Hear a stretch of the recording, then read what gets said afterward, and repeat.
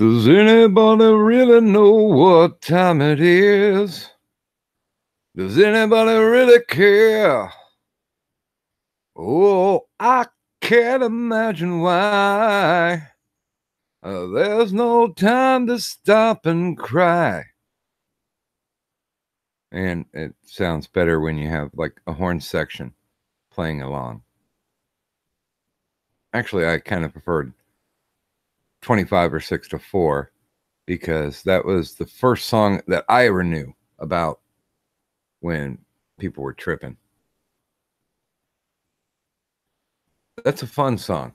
Now, that wasn't the first song that ever just blatantly talked about, dosed out on hallucinogens. There was a song called Windy. You know, who's tripping down the streets of the city, smiling at everybody he meets. People thought that they were talking about some guy named Wendy or some woman named Wendy when actually they were talking about this burned out Haight-Ashbury hippie named Windy. And he was always high, always dosed out. And I think it was the association that actually did that song.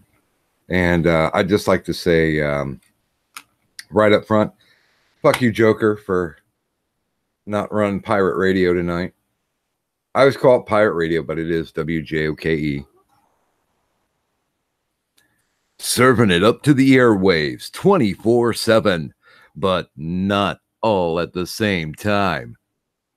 It's WJOKE. My cat's staring at me now. My cat stares at me anytime I do that fucking voice.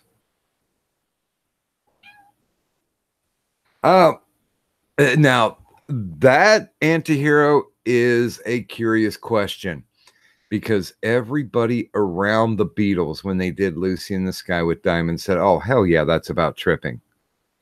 And John Lennon, writer of the song, said, no, that was dedicated to his daughter or something.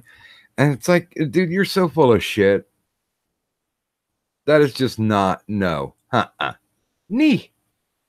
You are wrong, sir. But then again, back then, that acid was so good, he probably thought he wrote it for his daughter.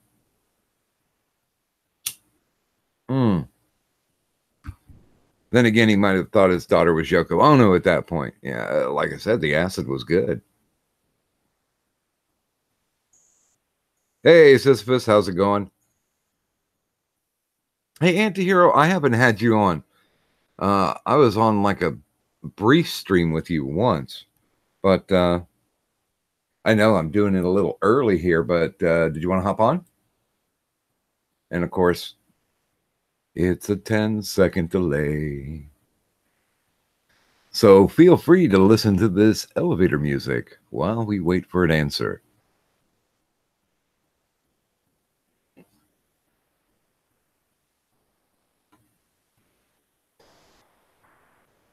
I know who the Menendezes are.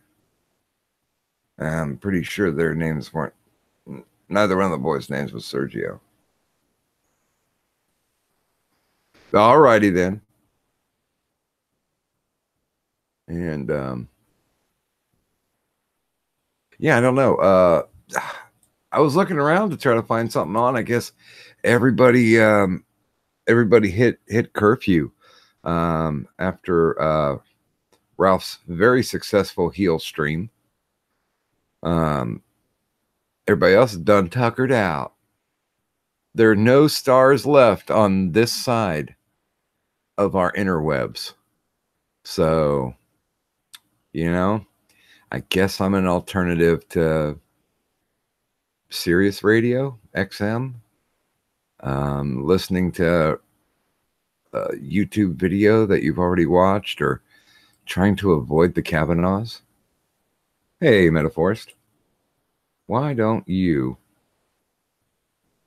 just have a wrench?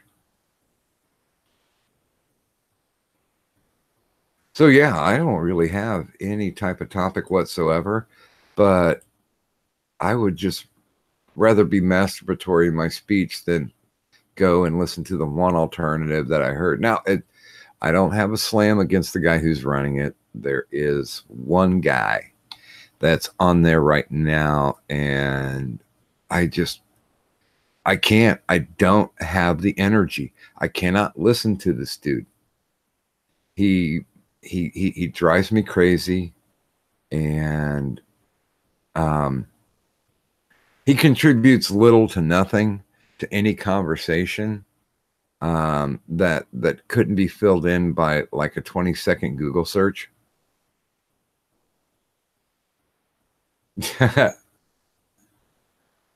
WDOC, that's right, your prescription for entertainment late night. And all right, cool. Just had to check the twatters. I finally booked out October. I was leaving a space open for someone, but then again, I found somebody just as good. He's a great interview. I've talked to him before.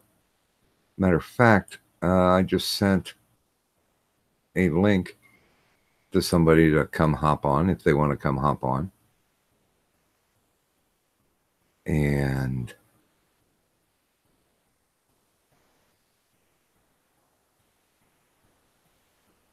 wait a minute, Optic is up and running around too? Oh, geez. Oh, that's right. Yeah. Okay.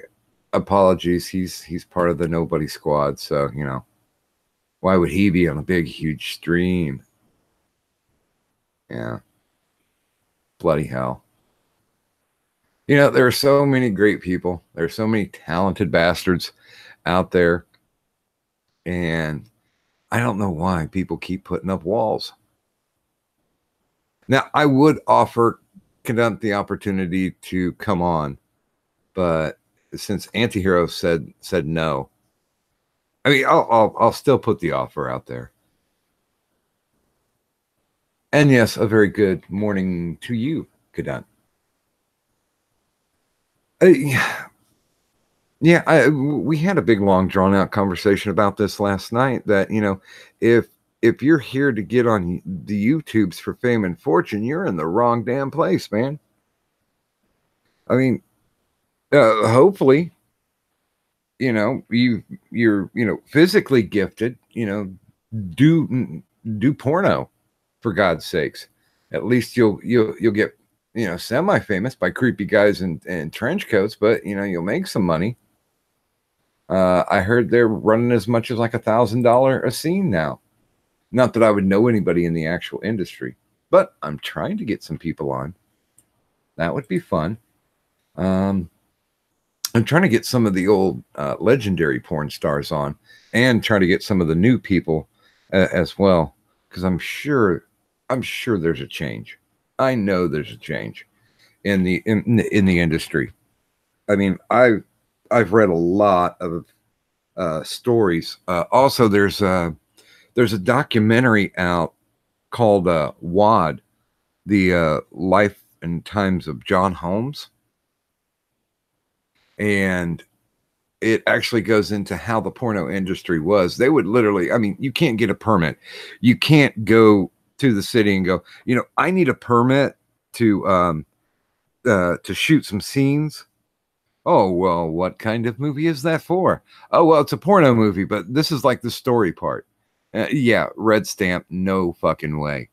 So these guys would steal shots wherever they could. And rival pornographers, if they knew somebody else was shooting a movie somewhere around their city, this specifically happened a lot around LA.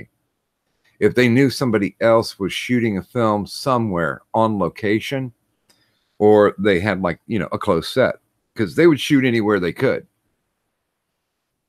Because, of course, it was illegal back then. And they would literally call the cops on their rivals, even though they were doing the exact same damn thing. It made me think about my time when I was in independent wrestling. wrestling promoters would do the exact same thing. Um, of course, you can't be arrested for having a wrestling show, but they'd call the athletic commission, or they'd call the fire marshal to try to get their rival shows just shut down. You know, just essential dick moves that petty people make.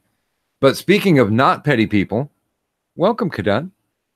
Wait, you're gonna say not petty and then welcome me. Yeah, you are not petty. Oh, well, thank you for having such a great misconception about me. I can be petty as shit. Well, yeah, but generally, you don't start up the day, kick your feet over the bed, and go, you know what? Today is the greatest day to be petty. Well, no, no, no. Here's the thing is I have before in the past and I'm trying to learn from it and I'm trying not to repeat those mistakes. You know? I can admit that I have been petty in the past. Really hard and I've started shit really hard and really bad shit and I'm just trying to learn from that, you know? So Well, it's all a matter of age and experience too. I mean, because I don't know anybody, male or female. It doesn't make a difference. It's not a masculine or a feminine trait. mhm. When you're young, you're full of piss and vinegar. You think you can do pretty much anything, and Yeah. woe be to the fool who decides to fuck with you. I had I yeah, no, you know what's funny is I think after my 32nd birthday that I just had this past year, uh in August, after that, like I started to try and be a lot more aware. I still fail every once in a while, but it's a learning curve, you know? It's something that you gotta learn and you gotta take each experience as you can. Well, I'm in my 50s, and when I got up around there, I mean, every like decade or so, I would take a look back and go, "Damn, I wasted energy on that." Not like, "Oh man, I wish I had that energy that I could waste on that." And that's pretty much shaped my world. You know, if somebody wants to start a bar fight, the first thing I do is like, "Hey, buddy, let me just buy you a beer. Let's just blow this off." And then, if it decides to escalate from there, then, it happens. Not like my body's completely scarless. Oh, and by the way, Sisyphus, I did send you a link in Detwatters as well, if you'd like to jump in. Uh, Sisyphus was the wise ass who decided it would be a good idea for me to come onto his show and co-host. So he's kind of responsible for restarting me onto the interwebs to do this silly stuff. And William, I would never block you. I mean, I can be a pussy at times, especially if somebody sticks a gun in my face. I'm not happy about that, and I will be a pussy. I won't, dirty my drawers or anything because I've had a gun in my face before, but I'll sure as shit back down. Hmm. That's just a basic thing, I think. I mean, I think that's kind of a smart thing that any rational human would do. I mean, what are you going to do? Walk up and then slide the barrel into your mouth and say, "Do it, pull the trigger." Actually, you mentioned that what rational people would do is be like, yeah, no, I'm gonna back down. And I've had many a thought of just hoping somebody would come at me with a gun so I can be like, please just do it. Just go for it. Like, go fuck yourself and go for it. What are you gonna get? You're gonna add a murder charge? Go add a murder charge to whatever the fuck you're doing. Like, you go ahead and you do you, boo. Shoot me, I dare you. Like, I've had those irrational thoughts. Well, I've had a gun pulled on me by the police, but that's something that they have to do when they're startled. They have probably the worst job in the world, and I mean, it's a job I wouldn't want. I even went through a thing called Citizens Police Academy, and they were Mhm. They were showing us, what their job was. We could do ride-alongs with them. They showed how they did gun training. As a matter of fact, the first time I got to fire an AR-15 was in front of a cop below the actual police station, because that's where they had their shooting range. That sounds so fun, though. Oh yeah, it was a blast. I was the only one who got to shoot it too, because they're like, the person who has the best score in the FATS training, which FATS, I forget what the acronym's for, but it's basically a big laser disc system, and you've got yeah, I'm sure you've been into arcades where they had the one the gun games, where you're IRL FPS and you're shooting targets on the screen. That's what the cops have, and it's a huge system. I mean, it's like a 8x8 or a 10x10 screen, and they have a laser disc of scenarios, almost like what was that game, Dragon's Lair, and it depended on what you did as to what part of the next scene would come up, and they could flip it back and forth. So some person could start with the same exact scenario that you started with, and it would turn out different. They could flip and have a different ending. And they had one, the scenario starting off was there were 3 guys who fled into the woods. They're suspected armed robbers. So the first thing I did, because they give you a holster and you have your light gun, they give you a holster and they say, here's your light gun, and you basically draw it and do your experience. Whatever you think should be done, think like a cop, blah, blah, blah. Yeah. So I hear this, they go, and I automatically pull my weapon, because I'm like, fuck this. If there's 3 guys who are suspected of armed robbery, armed means they have a fucking gun. So I've got my gun out. I've got it cradled, and basically it makes you look like you're walking through the woods. And we get to the part where I see a guy, and automatically I draw down, and I'm like, all right, motherfucker, put your hands up right now. And the guy turns, and I see the gun, and I fire. And the cop who is in charge of running the system stops it. And here's the cool thing about it. It traces your bullets. Ooh. So in the light gun, you can see if you actually hit him. And I stitched this guy from crotch to chest. Nice. And he saw it because it shows up in little green lights. If you miss, it's little red lights. Yeah. And he took a look at it.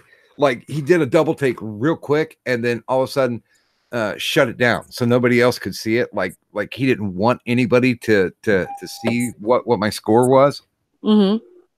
And he's just like, okay, well, do you think you might have been a little bit hasty? And I was like, the minute he turned around with a gun, no. I told him. I gave him the warning, and now he's dead. So what do you think about my score? And he's like, yeah, you did pretty good. And the person who got the best score, it was supposed to be a wheel gun, so there's only 6 shots. So I hit him with all 6 shots, essentially center mass, except for the one in the balls. But hey. So I got to fire an AR-15 in front of a cop, and I was smiling the whole damn time. Oh, that sounds so awesome, though. By the way, I apologize if you hear the background noise. But you got a little tinny there for a minute. Oh, you're roboting. Damn it. If you heard any of that, I can't hear anything you're saying right now. No, Am I cutting out a lot? Yeah, you roboted and dropped out. Driving. I am driving, and I might drop just because the reception gets really wonky. Well, streaming and driving is a dangerous thing. Are you sure you want to do this? Is this the life choice that you want to make?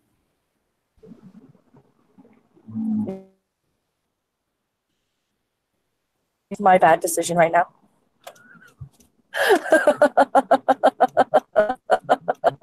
It's like I shouldn't be. it's like I'm an adult, damn it, and this is my decision. I'm sticking to it. I am 32 years old. Let me make my mistakes. Yeah, definitely. And I mean, I think the funniest thing was when we were going through the Citizens Police Academy. They also they did drug day, and they passed around a plate, and you could tell like the pot was oregano, and the Coke was flour, but they wanted to pass around to give representatives of what things kind of look like. And it got to me. It's so funny because the cop who was teaching that particular night, I'd gone to school with him, and I knew his son. Let's just say that he had some illegal enterprises going on when he was younger. But his dad's a fucking cop, so he's given this and he's passing it around, and I take a look at it, and I'm looking at the bag, and I'm sitting there, and I'm putting the bag of fake cocaine from hand to hand. And he was like, yeah, that's what they call an 8-ball. And I'm like 8-ball, dude, this is probably about it's a couple of grams light. Somebody just ripped you off. And he looked at me, and he was just he called me by name and said, we don't need smart asses. I gave birth to one of those. But yeah, we got to use night vision gear and go on a run when they stormed. There's a firehouse that has, one of those fake practice fire buildings. Mm-hmm. They also do that for police insurgents.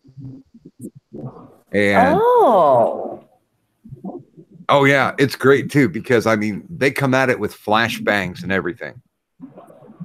And damn, I don't know if you've never heard of flashbang. It's literally like standing next to somebody who's bundled up a couple of M80s and lit them all off at once. My ears, and I've been to a shit ton of concerts, my ears rang for almost a full day. And of course, the flash, they're like, don't look at the flash, but they're kind of winking at us like, yeah, sure, look at the flash because we want to laugh at your asses when you're blinded. And yeah, that shit blinds you. I mean, it's like a pressure wave. That thing, almost like a mini pressure wave. I mean, it kind of makes your heart go for just a second. And good morning, evening to you, Joshua. But yeah, Golf City Freedom. I don't go shooting as much as I would like to. My one of my older brothers is a gun nut, and he took me once to the shooting range, and then I took him down to what they kind of colloquially call around here a gun gathering. It's essentially a place that's been set up usually on somebody's farm, because, if it's on private property, the cops really can't come in. And we had it, he took me to a real gun range. I took him to a hillbilly gun range. We went there, and there was probably maybe about 300 or 400 people there. It's a big farm. And they had set up a ton of different guns. You could fire anything. I got to fire a 50 caliber sniper rifle. I got to kill a watermelon. It was pretty awesome. I didn't expect the kick, but I clipped the side of its head. It would have never made it to, Fruit Hospital It would have ended up, had it survived, it would have ended up being a vegetable. Ah! Sorry. Sorry, everybody. I have to apologize for that joke. Don't. I don't know if you can hear me, but I enjoyed the joke very much. So. Yeah, you're coming back and forth. Are you landing soon, or you got a long car ride going on? I am. Well, okay. So my father's birthday was yesterday, and she went out to go and have a few fun times with some friends, and I'm going to pick her up right now. Oh, okay. Oh, so you're I so don't you're know. playing Double D then?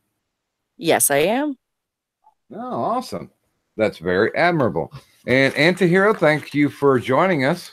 When you can actually stay awake and I'm actually doing a ramble stream, you're more than welcome to stop on by. I'll always leave the door open. And I'll try to wear something sexy. But not too revealing. Because, you know, I'm not cheap. You bought it on me again. That's your wife. Now, I was always told that. Am I back? Yeah, you're back. I was always told that I just had to move the car slightly. Oh, I was always told that it was radio or cell towers fighting over who gets to broadcast you, and that's why you robot a shit ton when you're trying to broadcast while being mobile on the highway. I don't think that's real. I don't think that exists. Well, one never knows, do they? No. Hey, I'm paranoid when it comes to technology. Yeah, I'm not much of a fan of it, and it's just like, you know, everybody has been so generous back behind the scenes. They were like, you know, hey, my contribution for your GoFundMe, I'll build your computer if you want. And, you know, you buy the parts and I'll put it together. And like I said last night, the one thing I don't want to do is turn a kindness into a bad thing, because if the computer, you know, ends up fucking up in like the first couple of years, I don't want to have any enmity with the person who built it, because they built it with the best of intentions. So why not just yeah, I will buy it already made. I'll go off the shelf, and that's it. You know, if I get to blame somebody, I get to blame a company. And you know, I spent 20 years in phone customer service, so I know how to rip into somebody. And so I would especially not like to do that to somebody who did me a solid. Oh, Gulf City, have a good night. Good night.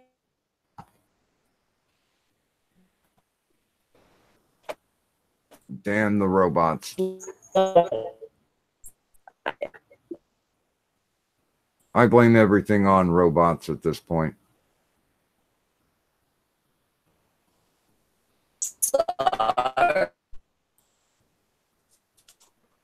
Can you hear me?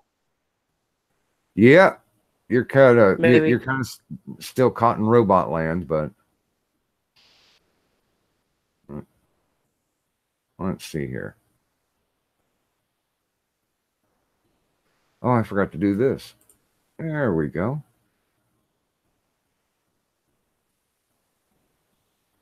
I'm trying to think of the one. Oh, it always makes me think of when people robot. It always makes me think of. Do you remember when, you know, Neo took the pill in the Matrix,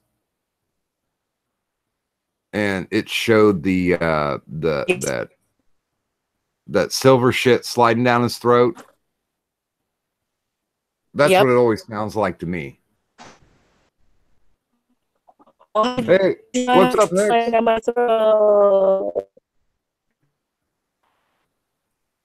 Sisyphus, I did actually throw you a link in your twatters if you want to go grab it and jump in. And not be a robot. Oh, you weren't a robot then? That's good. Hey, Perfect. Hey, Water Jabbers, welcome.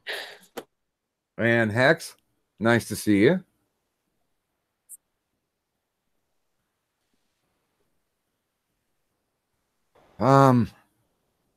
If I'm not mistaken, Sisyphus, are you trying to run regularly Sunday mornings?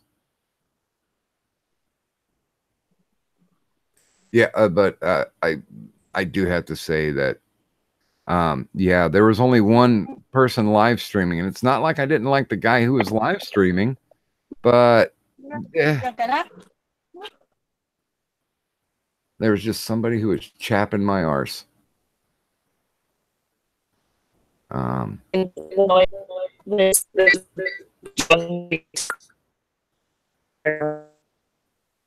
I thought I heard Penoid in there. No.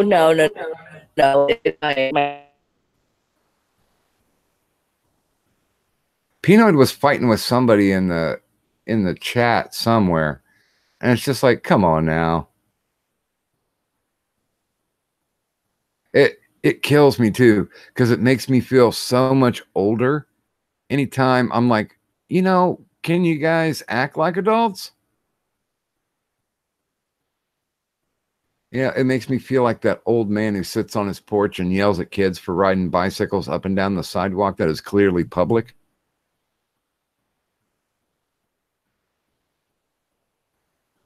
Uh-oh, I lost her again.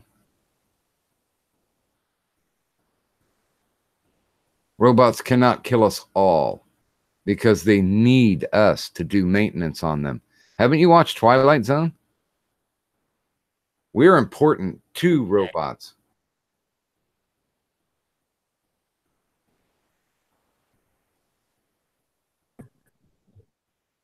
I got a desperate cry. Now it kind of sounds like the audio from Unfriended. Forgive me.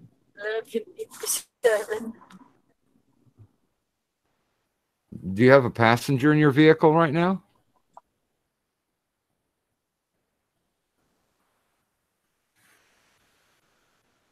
And once again, I take that as a curse to the cell towers that are around Kadant.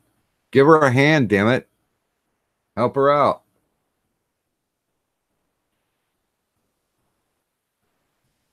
Oh, by the way, Water Jabbers, I did hear some of the show today that you be on. Oh God, well, I tell you what, Jabbers, do you want to hop on for a moment?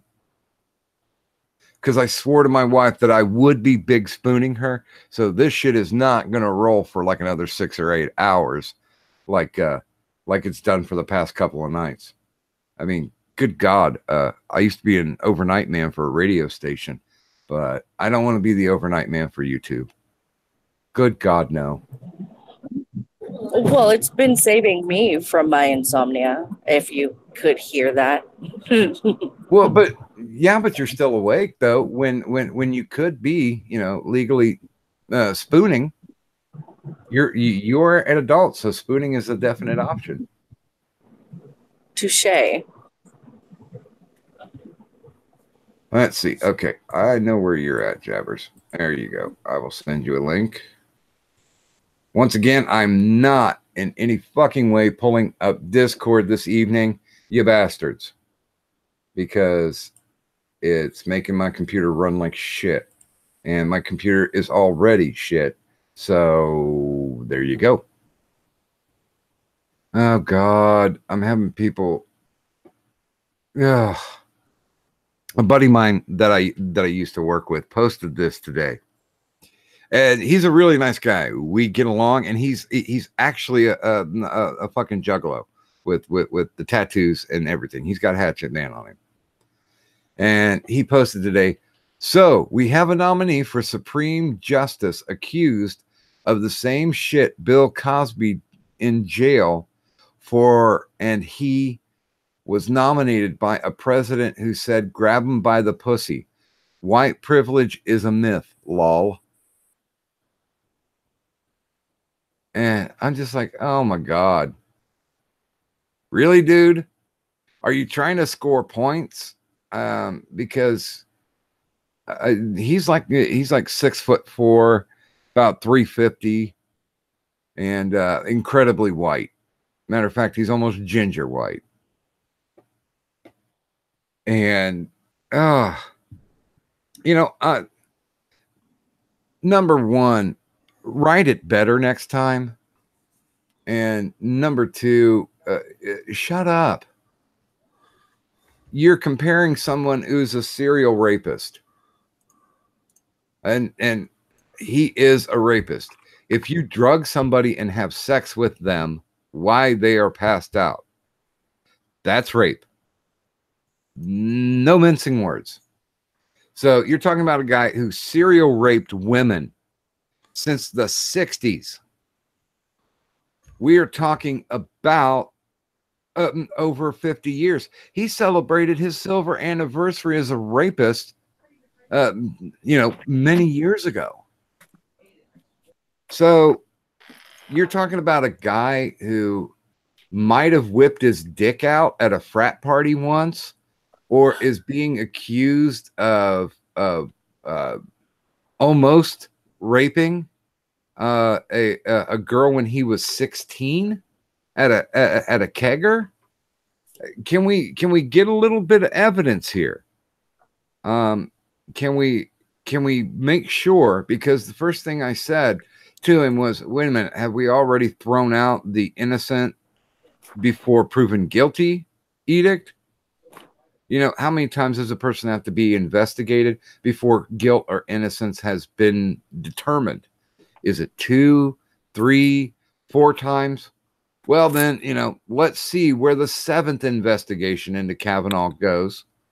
But, if these allegations are not proven, the one result is the fact that a man's life has been ruined.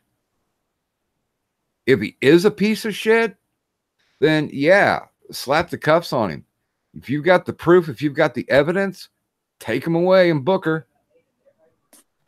But that's the big problem too, is that it's not even about, like, right now, it's making it very clear that it's not about evidence. It's just about the theories that will best fit what they want their dialogue to be. They want to paint this picture, and they're just like, well, we need to find, these colors to paint this picture with, but, well, we don't have any of these colors. And so you should provide us with the colors that we want to paint this negative picture. Well, so I don't even think it's that. Hello, everybody. Hi, Water Jabber. Hey! How's it going? I'll give you that. Hey, Water Jabbers, welcome. Thank you very much. No, I don't even think it's that. Honestly, I think that the goal here is to delay. The ultimate goal being to push the nomination back out to, after the midterm elections, where Democrats are hoping they take the Senate. I mean, it's the same as, the minute that they said, okay, we'll have the FBI investigate this claim, the first thing that people were saying is, oh, well, it doesn't matter what the FBI comes back and says.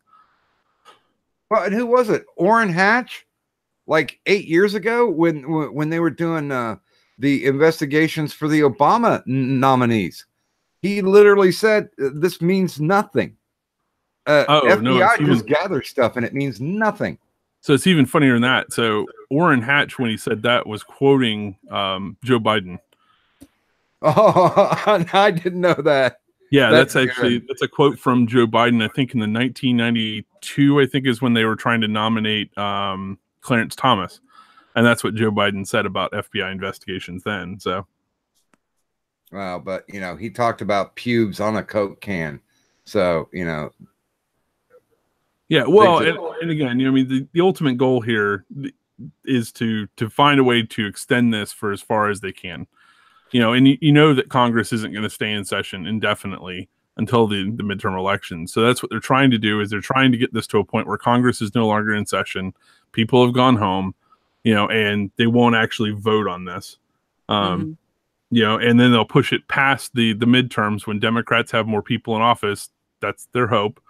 And, you know, then they can decline it. Yeah, I mean, they're trying to drag it out. That is obvious. Yeah, well, and you know, I mean, to I guess to their credit, you know, I mean, the Republicans have played along with this, and I'm still not quite certain why, but they've continued to play along with this, knowing full well that that's the strategy. So, yeah, and I do like the fact that Trump came out and said, "Okay, I'll give you a week, fuckers. That's all you get." Yeah, well, and I think it was her lawyer came out and said, well, no, there shouldn't be a time limit on the investigation. Yeah, and he said, I don't care. I am Trump. Hear me roar. Shut up. This is the time you get. Yeah, well, and the thing is, like, I didn't vote for Donald Trump. And one of the things that's been quite refreshing is the fact that he gives no shits. You know, I mean, he will come out and say exactly what he wants to say, which is pretty refreshing coming from a president.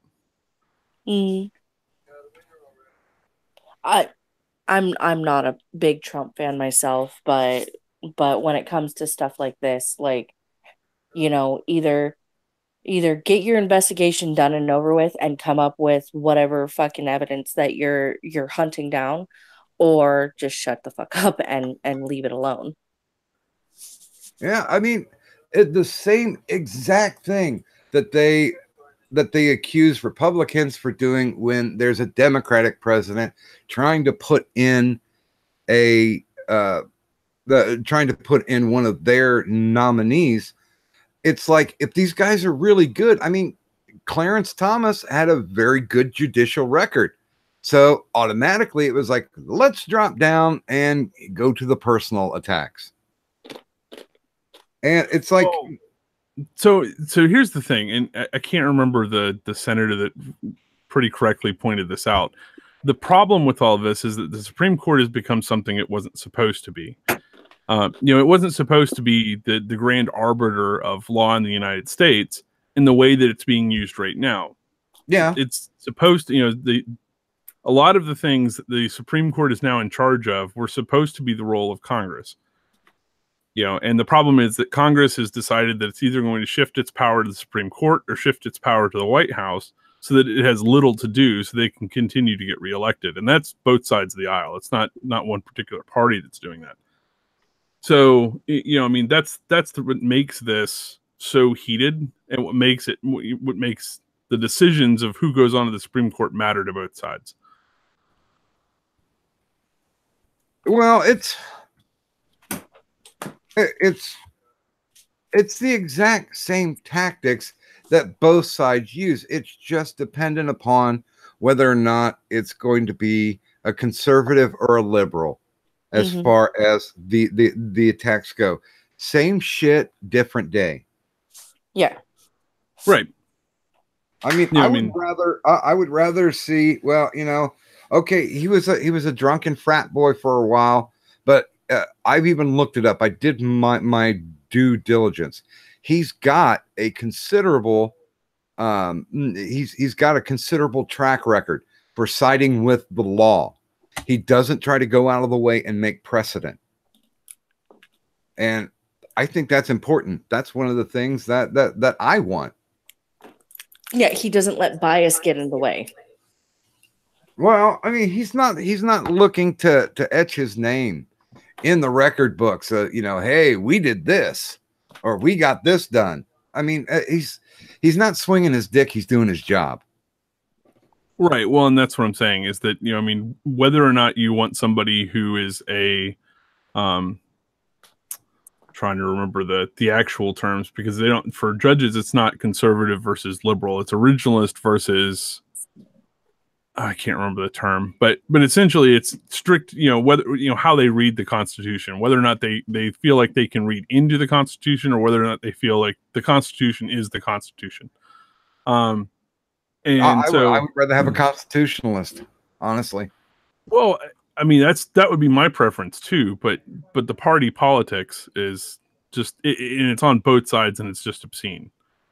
I mean, it was the same thing, when Barack Obama was president. I wasn't popular amongst a lot of my conservative family members and friends, because they would say, well, he's just using his pen and his phone for everything. And I'm like, well, George Bush was doing the same thing, and I didn't hear anybody complaining.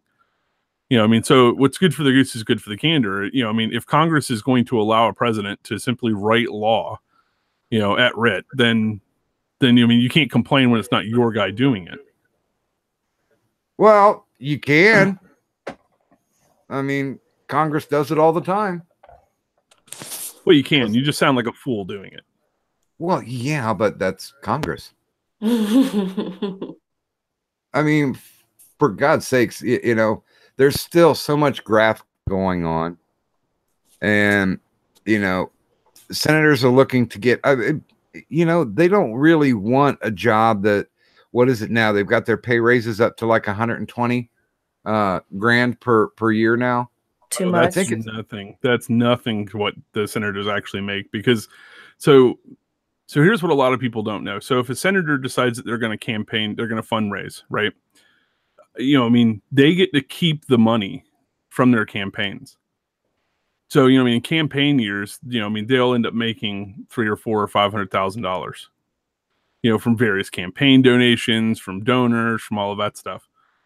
So, I mean, now there's of course a split. I mean, the people that become candidates are the people that can fundraise the best, because there's a split with the parties themselves, but they make a lot of money. And you can see it when you actually look at their tax returns and their tax filings and stuff. I mean, they're making a lot more than $120,000 or $140,000 a year. Oh yeah, yeah, that's without a doubt. My whole point was having a high profile job like that. Basically, it's the supplemental income, not what they get paid. Yeah, well, it's the influence.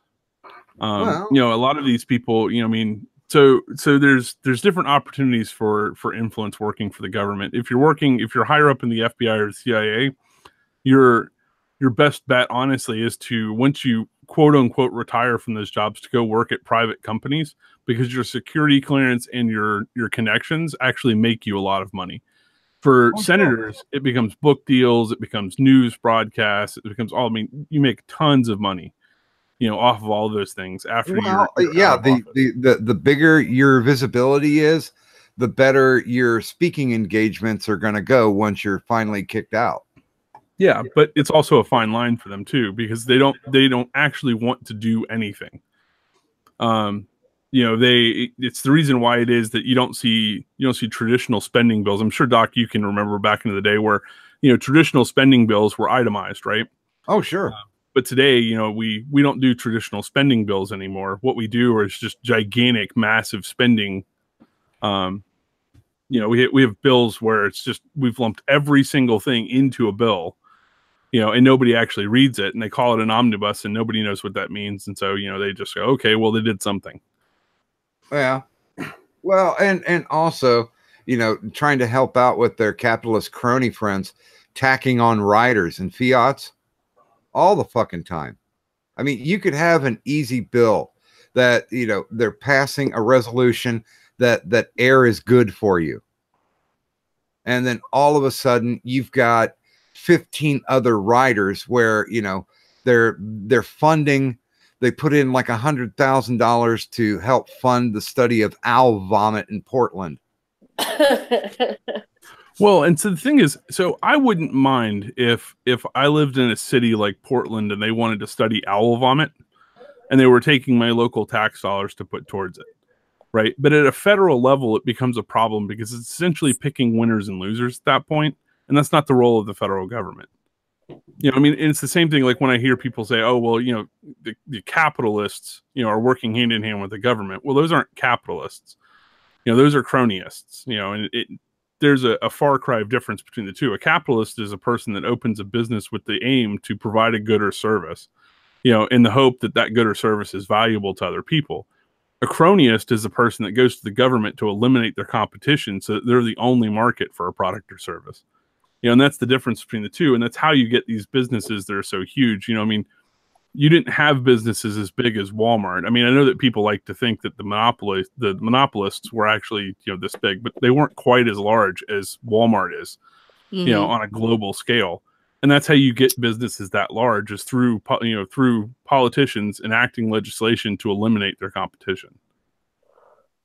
And then on top of that, like, you were bringing up all the different like things and stuff, and all right, so I'm very clear about the fact that I'm pretty left leaning, and I'm totally okay with paying extra taxes so that somebody who doesn't have the money can go and get health insurance, can have some form of health insurance, because I'm definitely okay with the fact that, like, if you're sick and you need to go and get yourself fixed, there you go. You can go and get yourself fixed without spending $10,000. Like, totally okay with me. I'll help. I'll put in some of my money to help with that. But the addendums that they added to the to I think it was Obamacare when that got started. Addendums that they added made me absolutely livid, because then it's just like, well, if you choose not to have health insurance, you're going to get fined. You're going to get reamed in the ass. And it's just like, excuse you, you're basically penalizing people for their freedom to choose.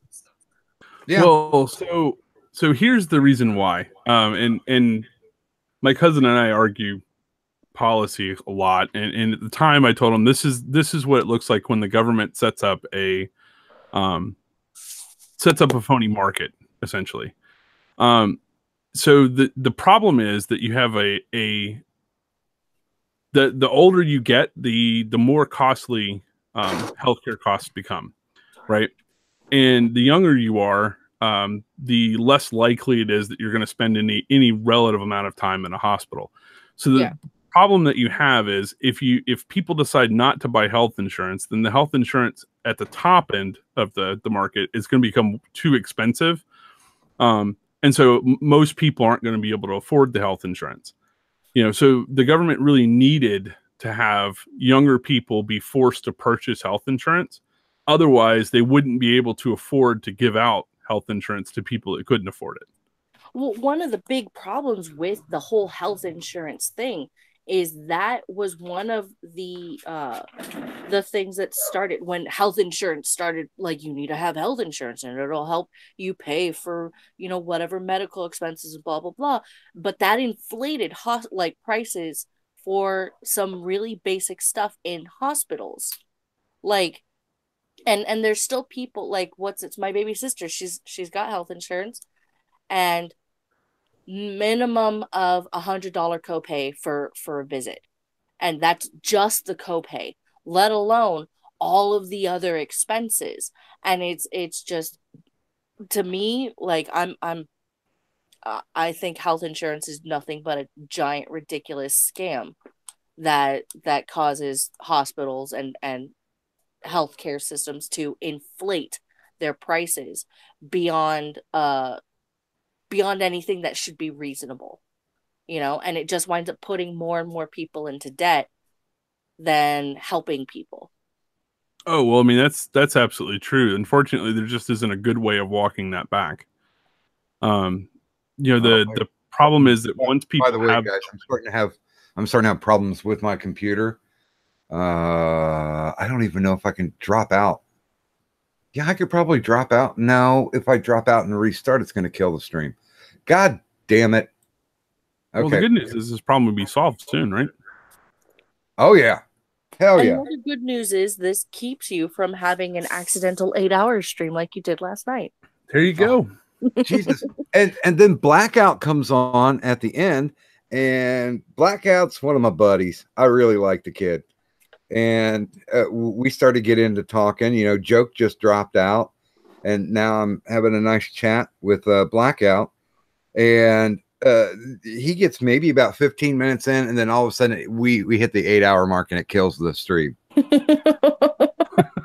I'm like, God damn it! But he's going to be back in full force on Monday, and he's going to talk about his trip to the colonies.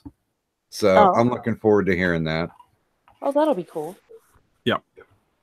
But yeah, if your computer dies out, that means that is a sign that you need to go and big spoon your wife. Yeah, it was meant to be. I'm probably not going to be, and I'll say this now, and there's a place in hell for liars, but it's not like I don't already have my seat reserved. But yeah, I'm going to try to be off by 5. So, a couple more hours. Just a couple. Well, I got probably one more. I have something I have to be in the afternoon tomorrow. Luckily, I'm off on Monday, so at least then I have Monday to get some stuff done. But that's not necessarily a bad thing. So yeah, I did want to compliment you. I thought you guys ran a good show. Good. I'm glad everybody's in spite of hey man. No, he's a really good dude. Yeah. I always have to publicly bust his balls because we have some decent conversations, BTS. But throw a little artificial heat out there and see how many idiots bite. Yeah, gonna cause a little bit of drama. Yeah, I mean, and it's so funny because we do that, but if you're in a specific circle of people, it's just like IRL when you've got real friends, and when you all gather around together, you start busting each other's balls just because you can. And there are other people, like say passerbys or onlookers or whatever the case may be. Somebody sitting in a table next to yours, and they'll start hearing the drama, and it'll get them all ramped up and shit. And I don't know about you, but when we have people who do that and get all spurgy and shit, it makes me lose it. I laugh like a son of a bitch. And my friends IRL, same thing.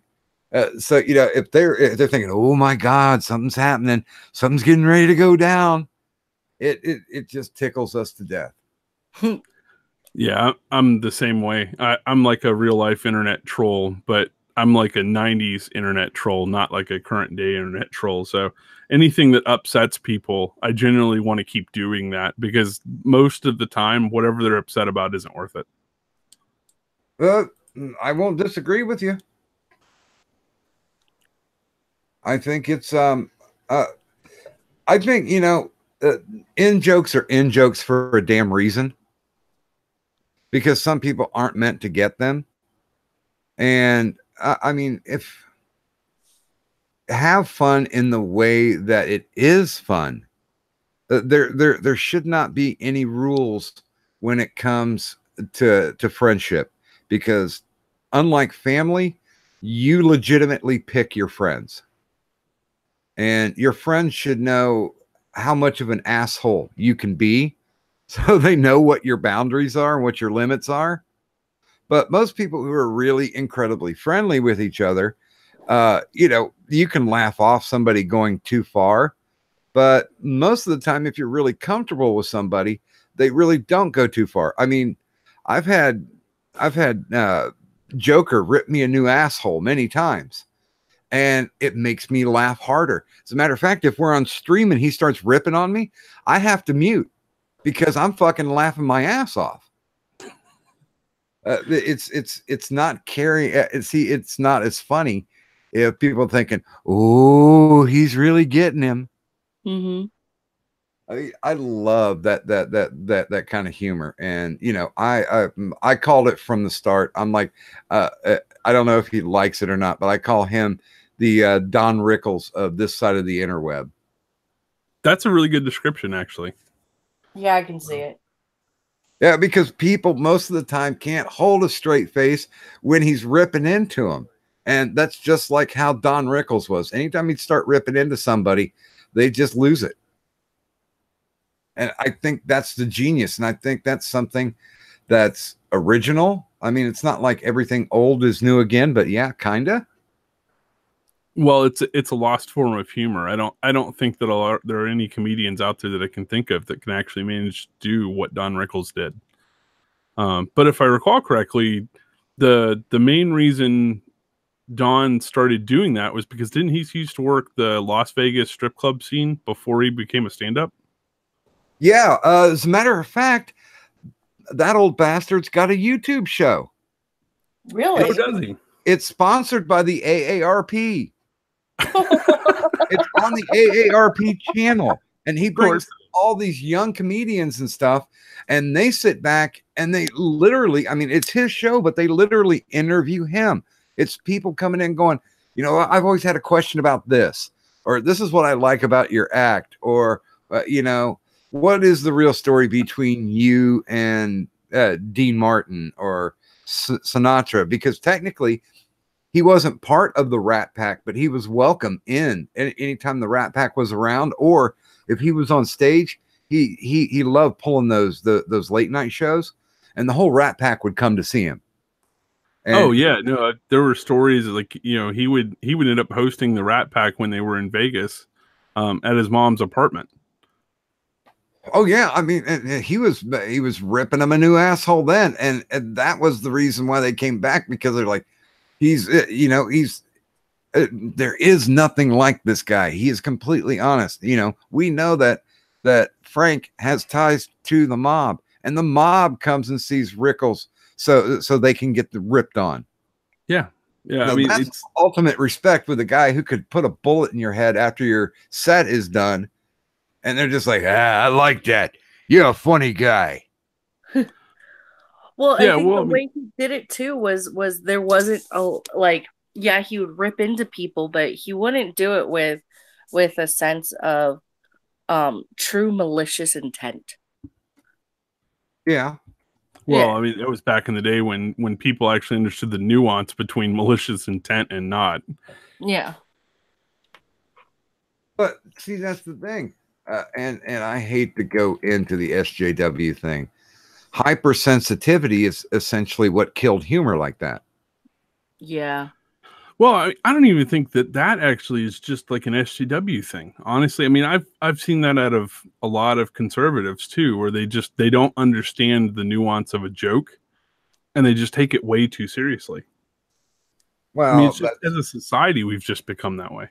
Well, a lot of the people on the right that I've seen don't have much of a sense of humor because that stick's too farly shoved up their ass. Yeah. Like, it's always bothered me. And the thing is, like, I'm more of a conservative guy than a lot of conservatives, but I've never understood the stick up their ass thing. It just happens. I mean, like my grandfather was a minister for 70 years of his 90-year life. And he could take a joke because he was an old country boy. He grew up through the Depression. So he knew that humor was an incredibly valuable thing. But one of the things that he told me, he's like, you know what? The more society goes forward, the less of a sense of humor people are going to have, because they're going to start worrying about themselves. They're going to start worrying about their lifestyles. They're going to want to try to hold on to the traditions that their parents and their grandparents and their grandparents' parents set up.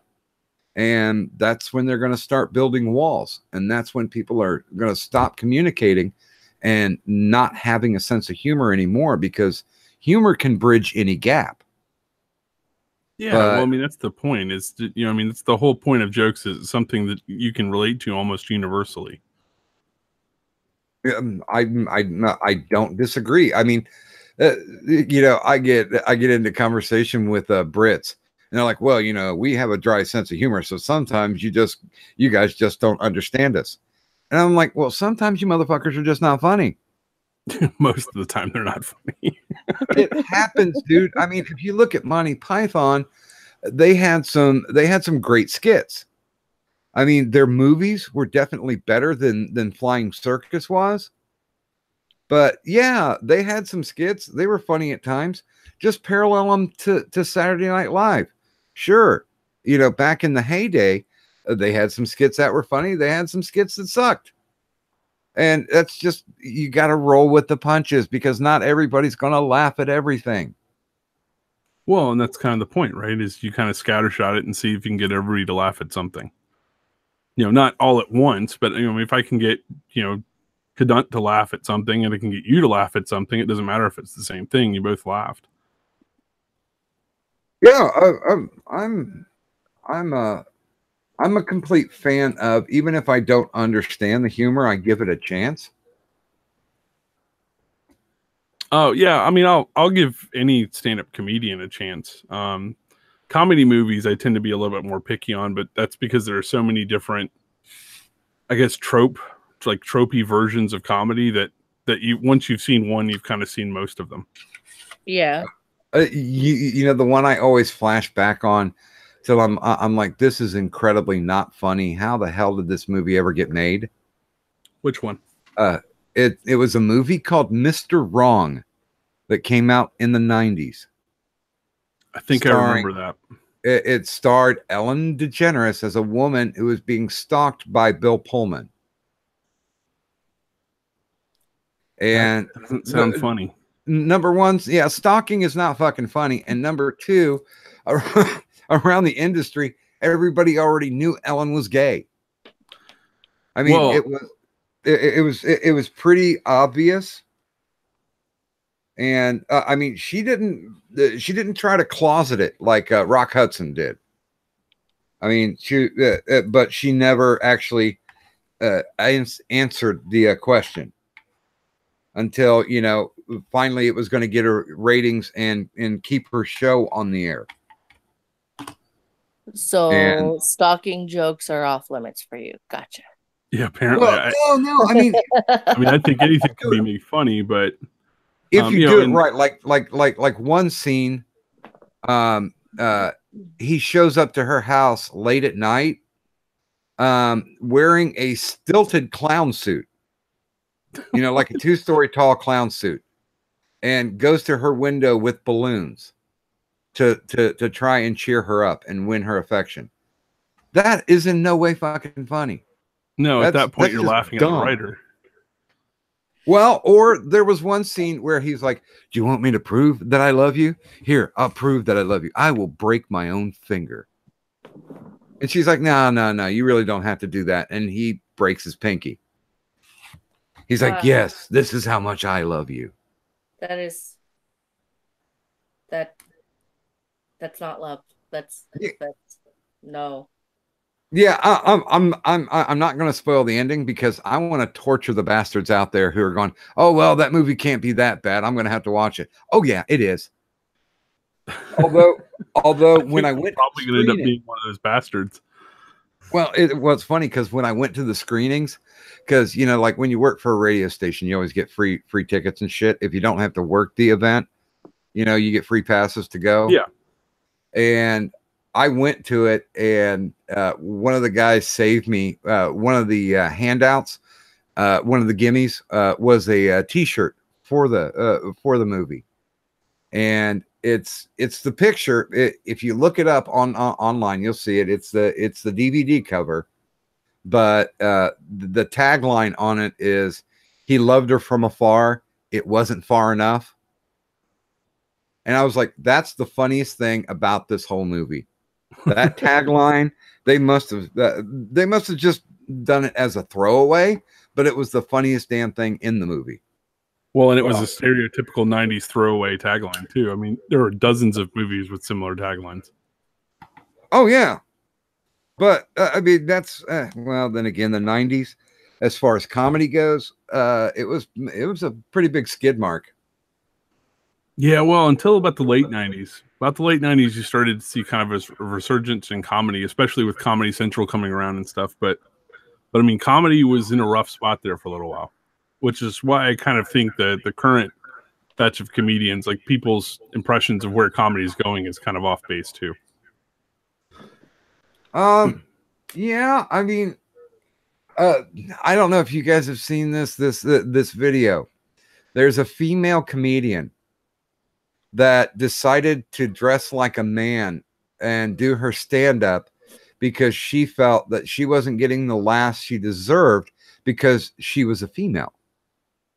How'd that go for She didn't get laughs as a male either. Shocking. Ta-da! And afterwards she was crying about it. And one of the guys was like, well, you know, maybe people just don't get your act. Maybe gender doesn't have anything to do with it, which is, you know, a nice way of saying you suck. Yeah. And she's just crying about it, and it broke her heart and blah, blah, blah. Because I honestly thought she thought that she was going to prove a point with this. And the only point she proved was she wasn't fucking funny. Well, and that can be tough for people, you know, to find out that you're not funny. You know, I mean, I've had a lot of people tell me, oh, well, you're really funny, you should try stand-up. And I always tell them, well, I'm really funny in a conversation, but I'm not the type of person that's writing, that knows how to write jokes or can write jokes. And, you know, it's just not something meant for me. So, you know, well, but dude, she was grasping onto that straw. She was hanging onto that branch for dear life, hoping against all hope that it wasn't confirmed that she wasn't funny, that it was her gender that made her unfunny to audiences. She was living the same kind of delusion as well, hers is a little different actually, but you've seen like American Idol and like those singing competition shows and stuff like that. Yeah. And then there's these people that go on and they screech, or they can't carry a tune or anything like that, and they're told like, yeah, you're not quite up to par, you know, sorry, we're not going to let you go, like to Hollywood or wherever it is that they had to go to. You didn't make the cut. And then they go out and they're like, I can't believe this, I'm such a good singer, everybody always tells me I'm such a good singer. I'm like, maybe all the people around you are just trying to be polite. Yeah, that's true. Yeah, it's that cognitive dissonance. It's funny. The only show that I ever tried out for, TV Land, was doing a trivia show. Yeah. This is, God, many years back, probably at least a decade ago, where they actually tried to do original programming. And it was basically just a game show where, you know, whatever shows that they were showing, that made up their trivia questions. Now, back then, that was still a pretty big pool, but it fell into my wheelhouse because of the fact that, you know, all the reruns that they were showing, I was a kid watching growing up.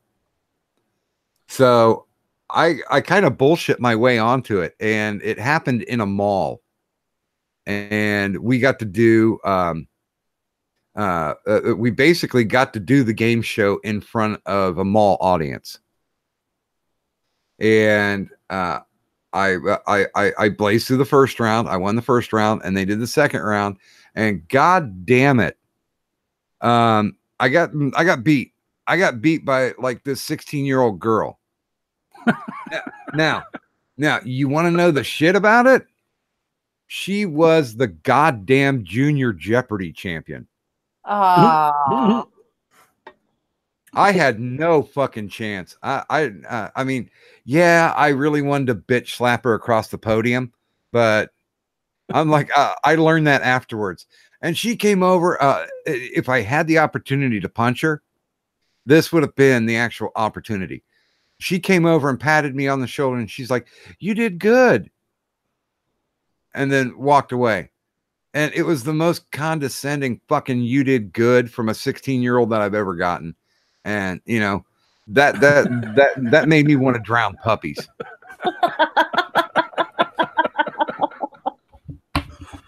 Because it's so funny. One of the and now if the producer wouldn't have come over and said, yeah, you know, how's it feel? You got your ass kicked by the Junior Jeopardy champion. I'm like, what? Fuck you people. And it's funny because I could have beaten anybody else in this competition, I'm not just being braggadocious. I could have beat anybody in this competition, but I was going against, you know, that little girl from Small Wonder who had the robot brain and could answer every single fucking question. Yeah. Oh, Dot got beat by a ringer. yeah, that sucks, you know.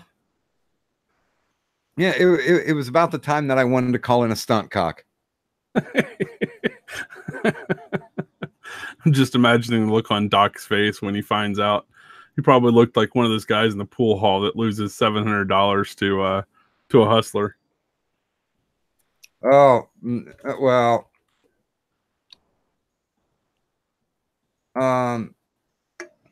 I've been accused of being a hustler, but I can't play pool for shit.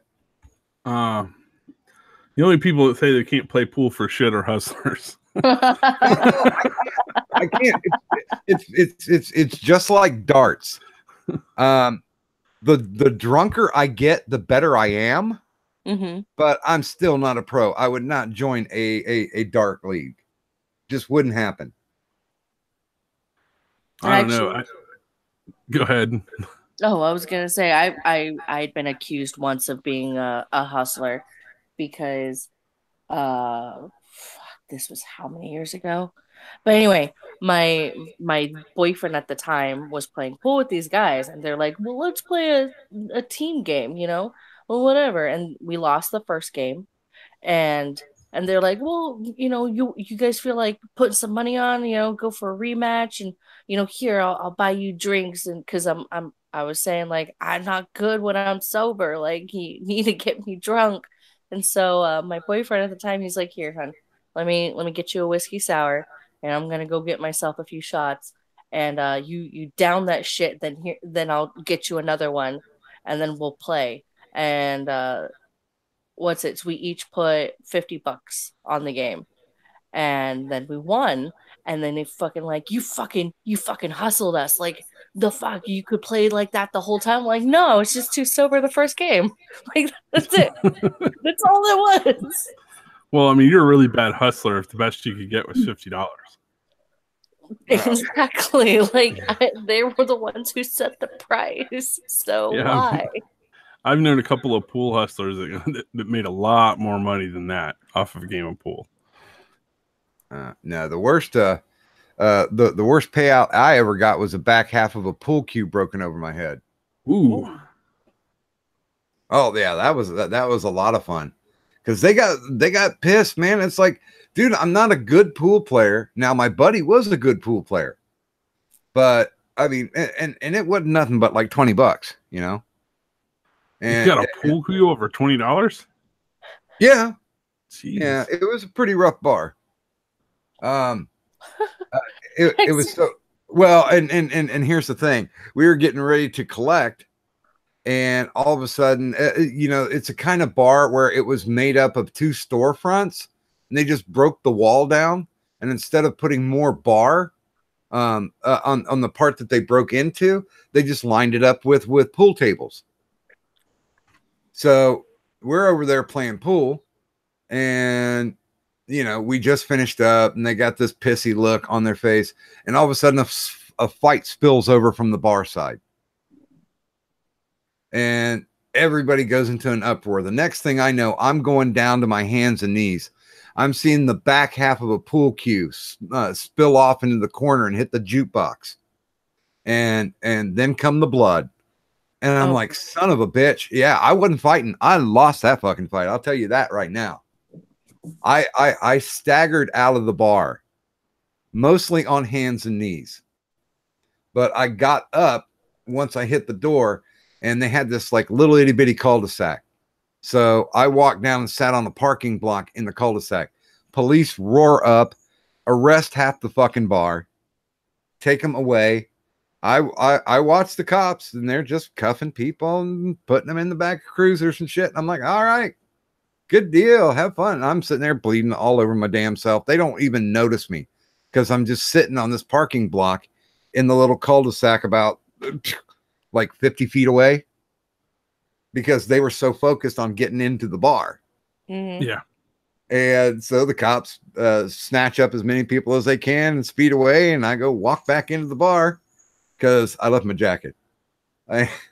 So I got my coat and I'm just like, one more for the road. And the bartender looks at me and he's like, you know, you're bleeding. I'm like, yeah, that's why I need one for the road. He's like, I can't argue with that. So, you know, he pours me a shot. I hit it. And yeah, I actually end up looking like a fucking swami. I tried to wrap my coat around my head, which was a real stupid move, but I didn't like that coat anyway. But you know, good thing I was a little bit of a motorcycle guy at that point because I always carried a bandana. So if I would have got pulled over, at least they wouldn't have seen, you know, the blood continually spilling out. You know, I could just dam it up with the bandana. But did you keep the money?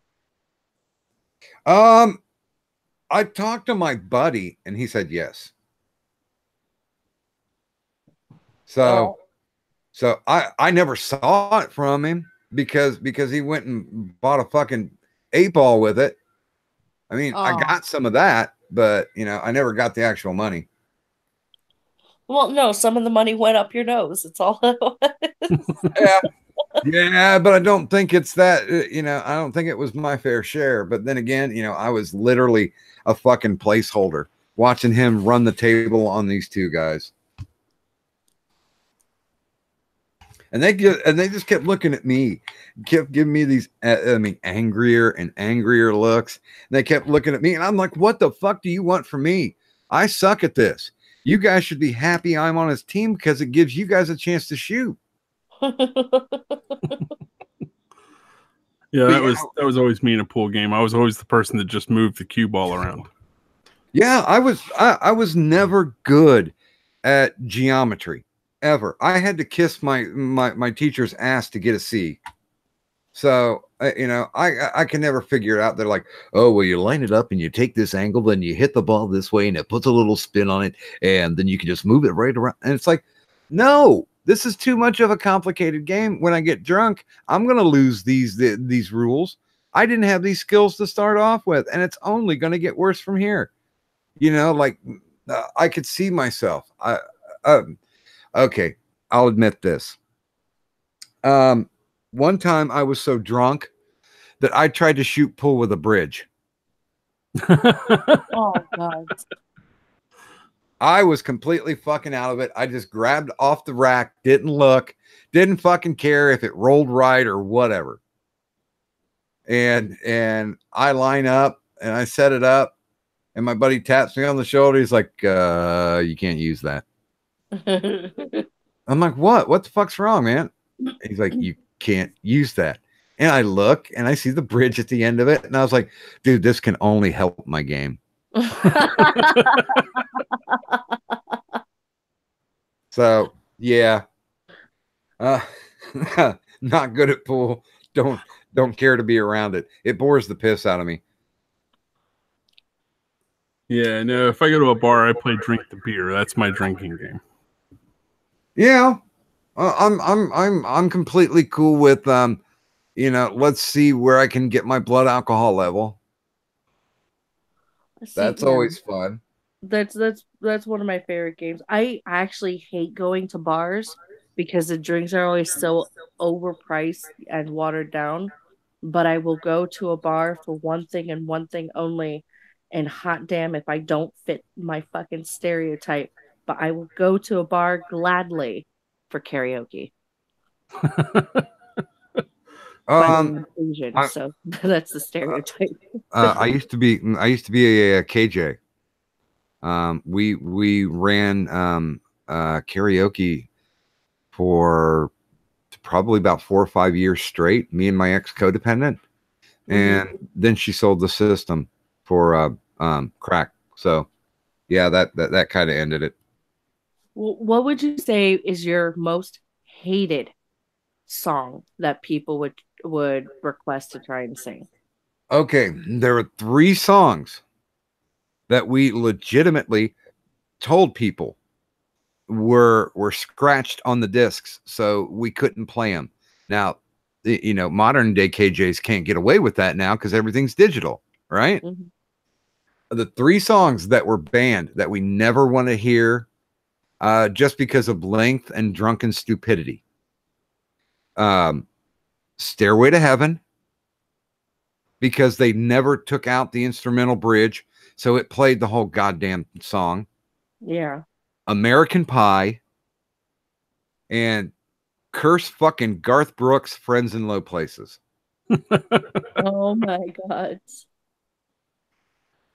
Wayne Brady gonna choke a bitch because I can't stand any of those 3 songs, and we even knew the level of drunkenness when they came up and requested to do those 3 songs. Oh yeah, no, you have to be pretty drunk for any of those 3. Oh yeah, well, there was one guy. He was probably about 5'0", and one of his favorite things to do was Elvis. He would always do Elvis. He'd bring his own discs. He had personally engineered discs, and back in the day, that cost some change to get karaoke discs made. I mean, you're talking probably about $50 to $60, and Mhm. usually they only had at the most maybe 10 songs on them. And when we saw him walk into the bar out of respect, we never did any Elvis songs. And he'd only get up like maybe 3 times, maybe 4 times. He'd sing the same 3 or 4 goddamn songs. And he was bad. I mean, he was not good at it, but he would do the leg shake and the sneer. And he had like this, he had an impressive porno mustache, but he was balding, but he was the kind of guy who couldn't just let go. And the hair on his side, on the side of his head, went down to his shoulders. Oh. But man, that no. runway was cleared and ready for landing.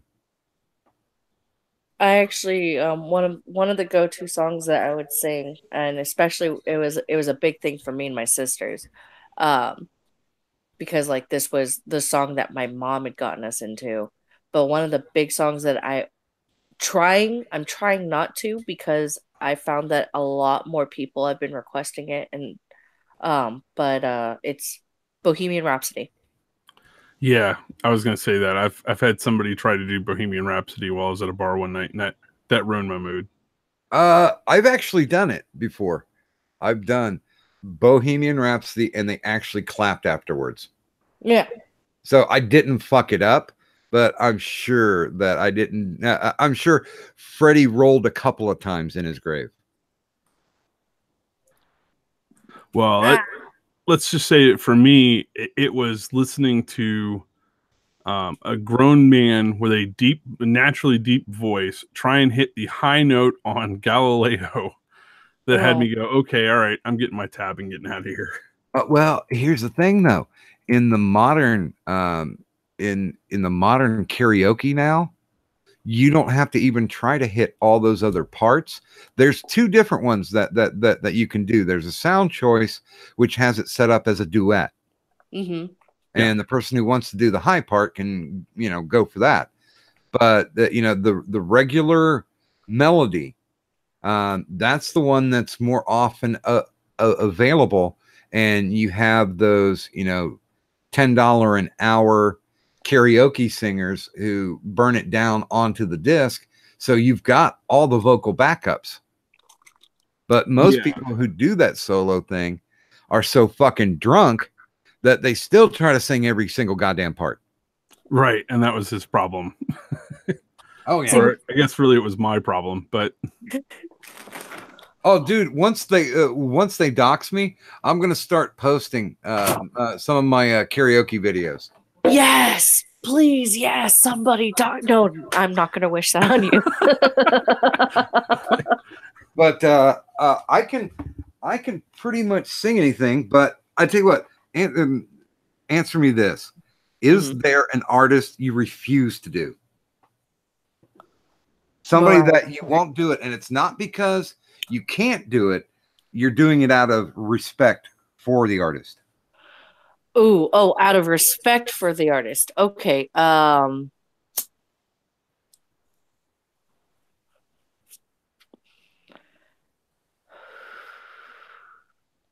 Probably Whitney Houston. I got a story.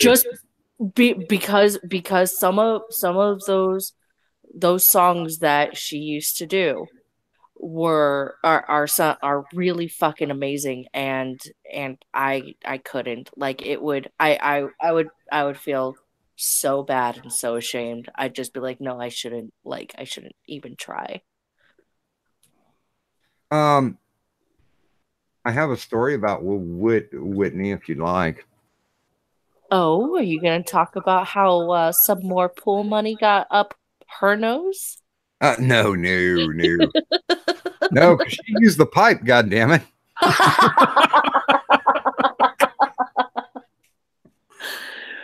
But yeah. Okay. I was in St. Louis setting up a telemarketing office, and I'm like, guys, I just want to go out and play, and play. I want to go do some karaoke. And they're like, okay, we'll find you a bar. We found a bar at, I mean, it was close to the airport, but apparently this one had been running good, and there was a lot of really good singers there. This was the kind of karaoke setup where the singers were so good that the person running karaoke never had to bother to sing a song, because they always had a big stream of people who would get up, and the rotation was probably about maybe 35, 40 minutes. So it was a really good rotation. I actually only got up twice, and once because they said, hey, you know, we got a prize that we're going to give away. If there's any guy who wants to come up and sing, we get to pick the song. But if you can get all the way through the song, then you're going to win tickets. And it was a pretty decent setup. It was Allman Brothers and Rusted Root and some other semi-pseudo hippie band. And I'm like, yeah, that sounds like fun, you know. And it was coming up like 2 days from then. So I'm like, fuck, that'd be great to. I was like, sure, fucking, I got balls. So they bring me up because I know they were gonna fuck with me. So I'm sitting there holding the mic, waiting for the screen to load, and the screen loads Greatest Love of All. Oh. And in the front row, okay, I'm in St. Louis. St. Louis is a very diverse city racially. And as soon as that came on, there were 8 sisters sitting in front of the stage. And all of a sudden, every one of them turned into a grimace. Like a, oh no, white boy gonna fuck this up, you know? I go into it. I hit it note for note. I even hit the high note. You know, where they do that, the greatest love of all. You know, I can't do it right now because I'm not liquored up. But I hit that note. The moment I hit that note, all the sisters jumped out of their chair and started applauding and waving like they were at a revival. Praise the Doc Griffin. And they were just like, I mean, they're just, and they're just like, you know, white boy, you know, we would let you buy us a drink. And I'm like, oh, well, that's really nice. Yeah, I'm gonna go back to my friends here, and I, any of them your girlfriend? No. So, so they cruised past the table individually more than once, or more than one of them. There was only like 3 of them that showed any actual interest. And I like my booties thick, so I was tempted. But yeah, I got tickets for singing Whitney Houston "Greatest Love of All," and actually, it was a pretty damn good concert. Also, what I didn't know at the time, this was early '90s, that since the Grateful Dead died and cashed it in, and Fish left touring, the only place where you could really buy quality acid was at an Allman Brothers concert. So I got me some good dose. I didn't have enough to buy a sheet, but I got me a 10 of them. And one of my favorite memories, because I used to go all over the U.S. setting up telemarketing offices. One of my favorite memories is lying under the St. Louis Archway tripping.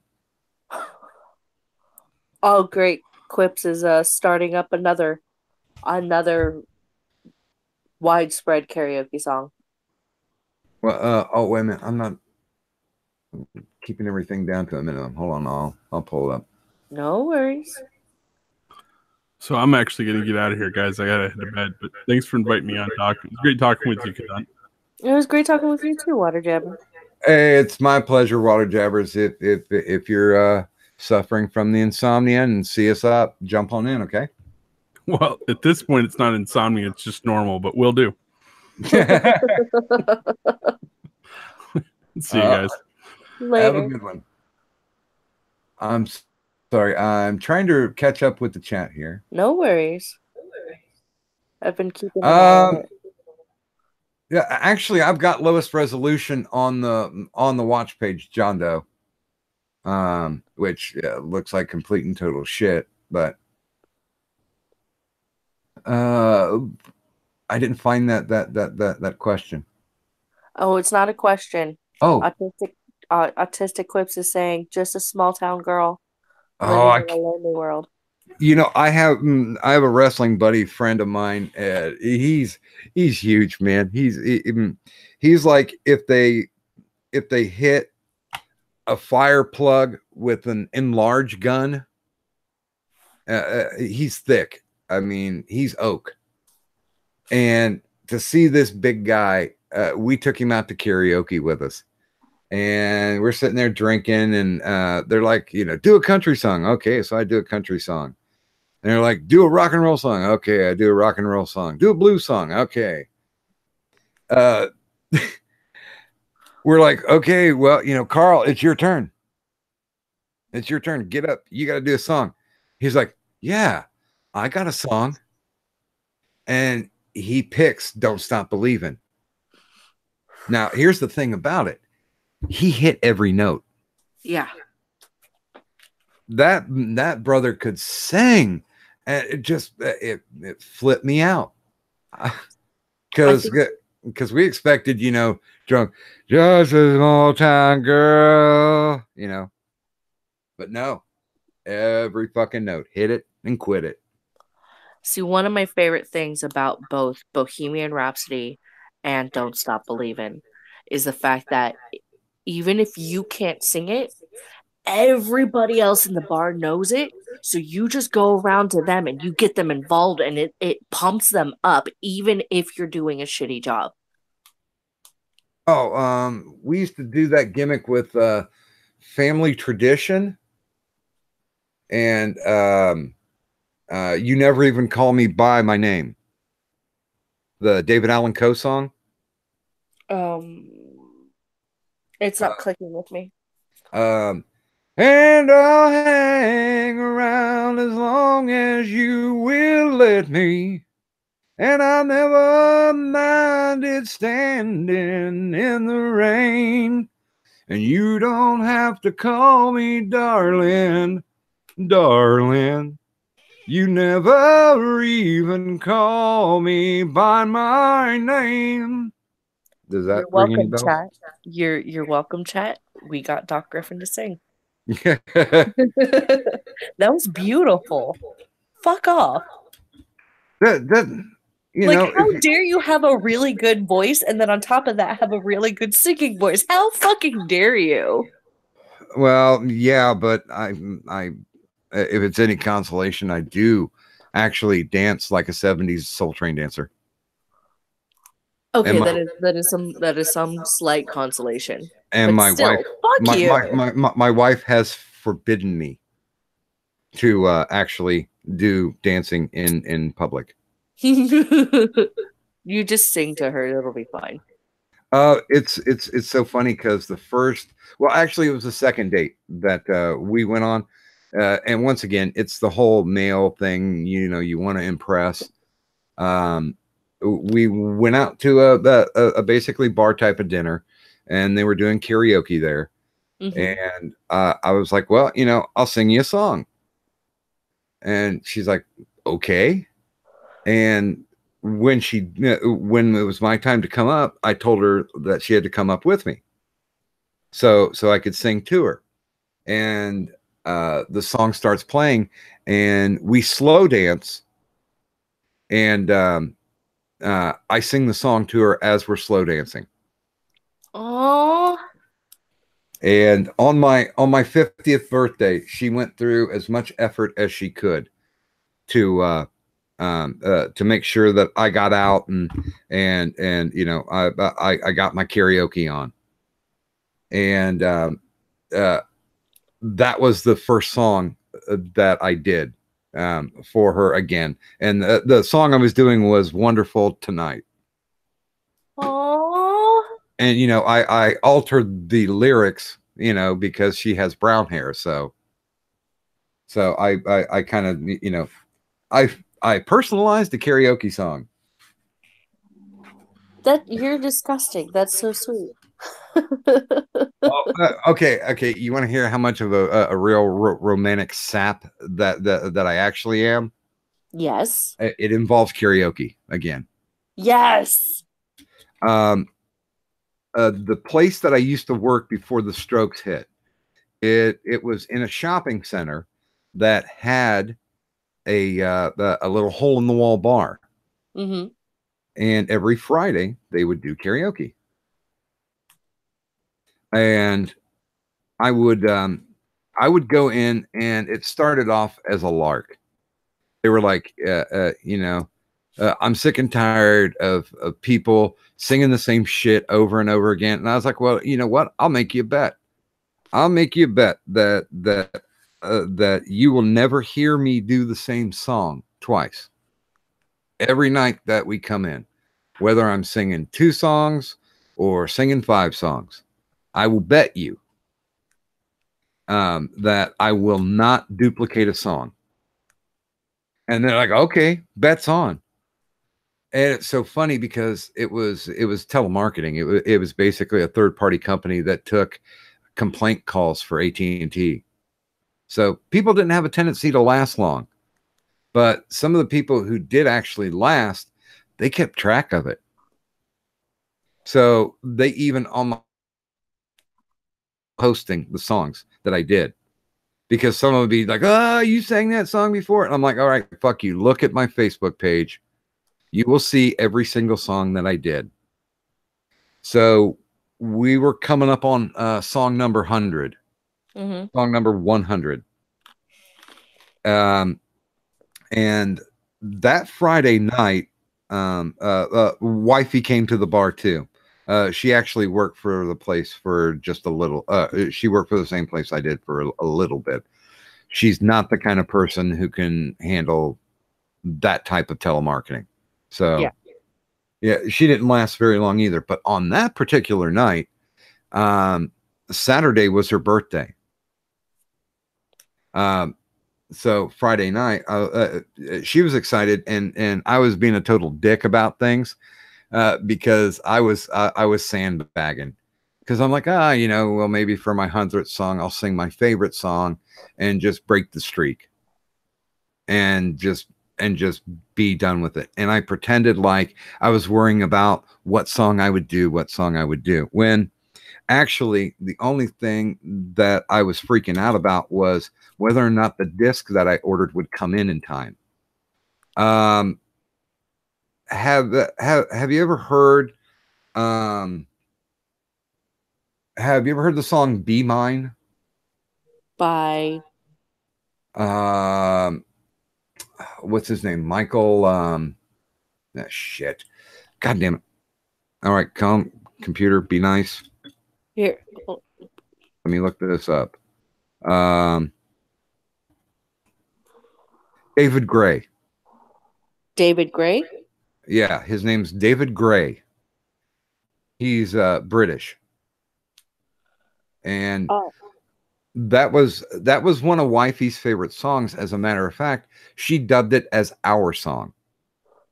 At our wedding, we did, you know, the groom bride dance to Be Mine.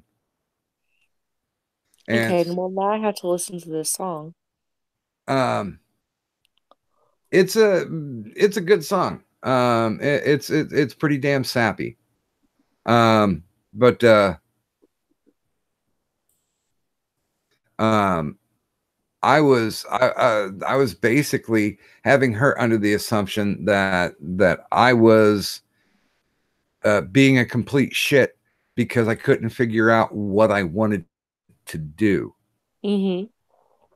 when I already knew what I was doing. So for my 100th song, I get up and they make a big deal out of it because everybody, even from work, showed up. And it's like, I can't believe he's going to do that he's done 100 songs without any duplications. And I waited till the 100th song. I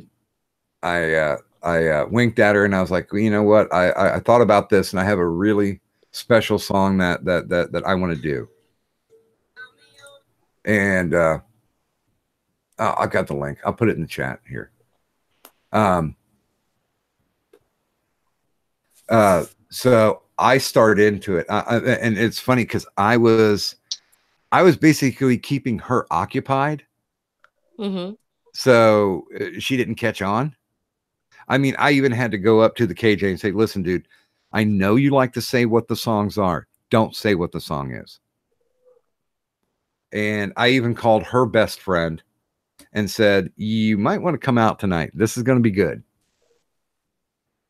And so I get up and I start singing it, and she looks like, the RCA dog. She cocks her head like she's hearing a high pitched sound. Yeah. Like she doesn't understand or comprehend what's going on, because she thought I was going to do like Give Me 3 Steps. And this definitely was not Leonard Skinner. And I get into the first verse and she starts shaking.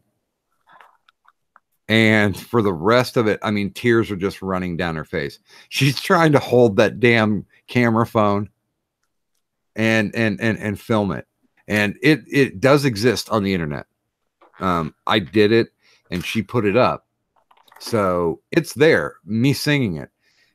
But you can see the camera shaking while she was doing it. And I tore that fucker up.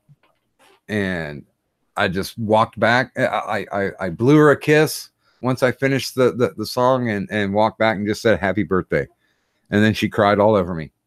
Yeah. And then she said in my ear, I still want sex. So that's why I still love her. Well, that's just one of the many reasons. Well, women like guys who can be funny or who have how can you explain it? A marketable talent. Mm-hmm. And yeah, I mean, especially if you can sing, if you're a good joke teller, if you're a good storyteller. Wait a minute. Coldplay took his spot. What? I like David Gray, and I would encourage anybody to hit the link because it's there. Well, I will once your stream is done. Yeah. But in another like 49 minutes. Well, it's funny too because I couldn't sing the song now, but I practiced the fuck out of it. I had to wait until we were on different shifts. So I had to wait until she went to work so I could practice the song because, not necessarily you might get sandbagged by a karaoke disc. So, and I have I still have a karaoke player that can play the CDGs. And when she would go away, I'd plug that fucker in and I'd practice singing it because it's got a couple of weird chord changes in it. Mm-hmm. And if I'm going to give somebody a birthday present of a song, I better fucking get it right. So that's where my OCD just kicks into overdrive. You know, there's no halfway. I didn't even drink that much that night. I did my real karaoke rule is you're only allowed to have the same amount of shots as the songs you sing. So if I was only getting 4 songs in, 4 shots. God forbid I go to a bar that's dead and I get to sing 10 times. I'm a fucking sloppy bitch. I'm a happy drunk, but I am a sloppy bitch when I get that drunk. But at least it'll be fun. Yeah, I never fail to have a good time. The only times I ever get into fights when I'm drunk is when I have no other choice.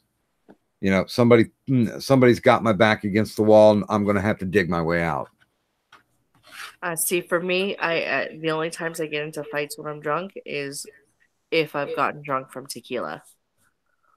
I used to be a tequila drinker, but then I found out that sometimes the brown liquor would shorten my fuse too, because usually I try to be as diplomatic as possible. You know, hey, let me buy you a beer. You know, let's just chill and have a drink. You know, tell me about your mother. But yeah, that's why I switched to white. That's why I switched to white liquor and doing vodka. As a matter of fact, here's a little Easter egg for people that listen to my show regularly. If you're following me on Twitter, take a look at the advertisement that I put up each week.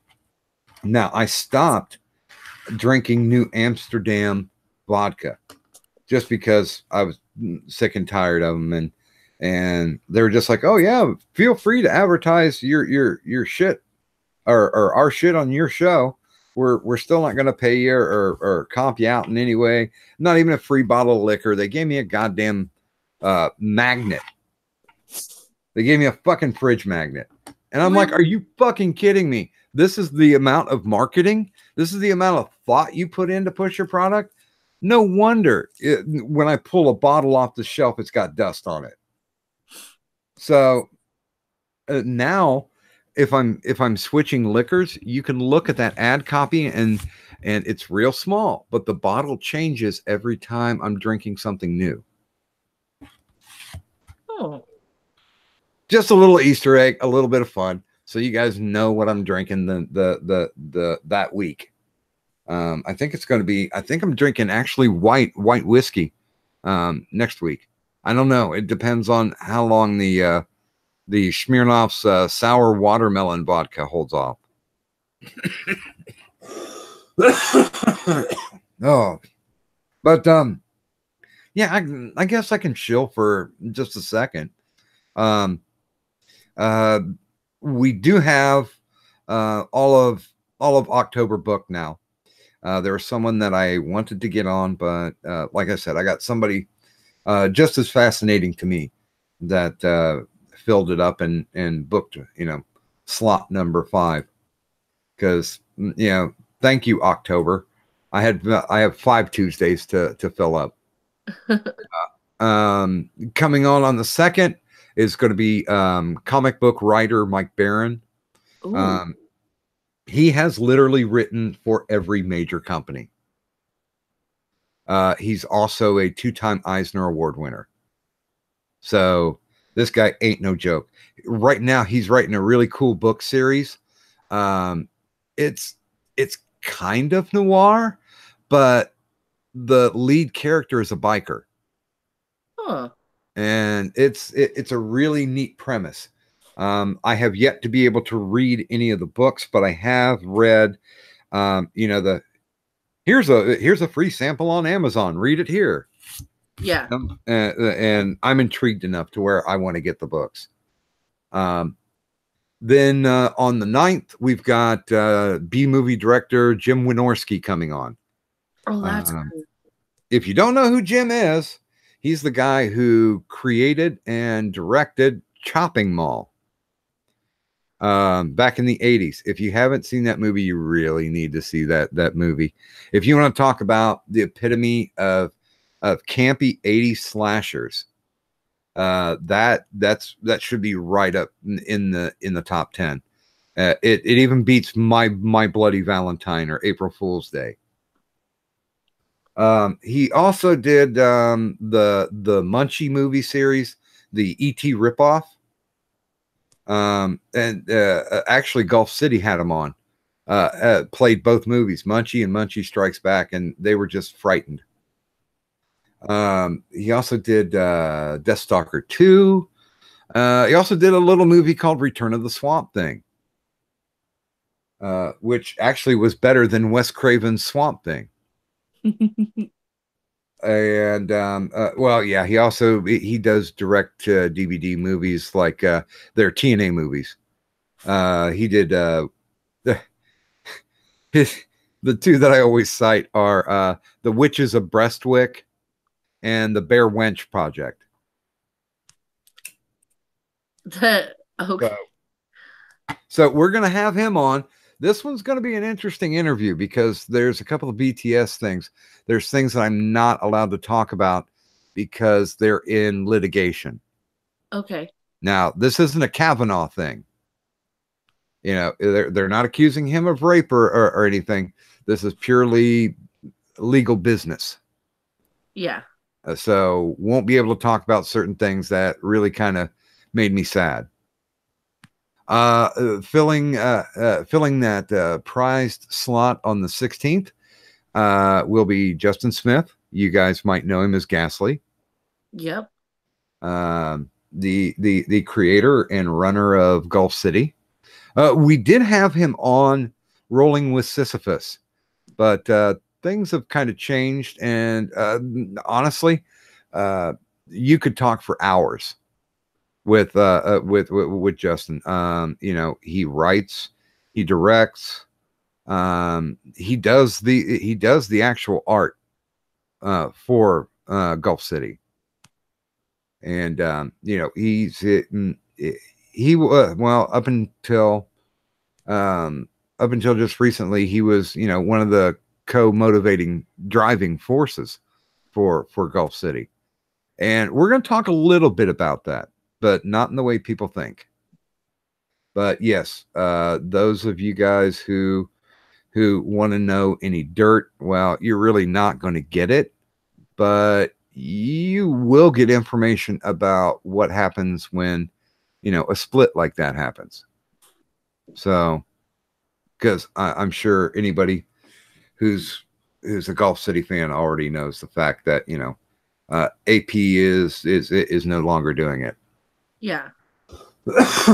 But yeah, I mean, we're going to kind of get into that. I don't think we've got anything taboo. It's just I don't want to ask people questions that are played out. And I know, you know, good God, you know, people I probably hounded the shit out of him about it.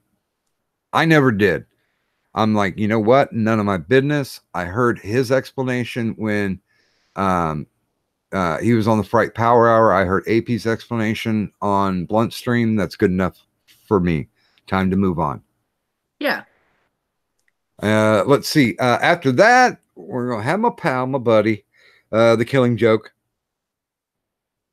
He is going to grace us in the studio on the 23rd. And this interview, I'm hoping it's going to be a good one. Because one of my things is I like to talk to people behind the actual gimmick. So like we were talking about him being Don Rickles, I'm sure he's going to get a couple of quips off, but I want to talk to the guy back behind it. Yeah. And it might just end up with he and I, you know, talking about drunken biker or you know, or a bouncer. But yeah, I think we've had a lot of really interesting conversations out of character, and that's what I'm looking to do is share that experience with everybody who decides to tune in. And on the 30th for our Halloween show, we will be having the creator of the Friday the 13th franchise. He was also the driving and motivating force behind the original Last House on the Left. Oh, Mr. Sean Cunningham's going to be joining us. that's really cool.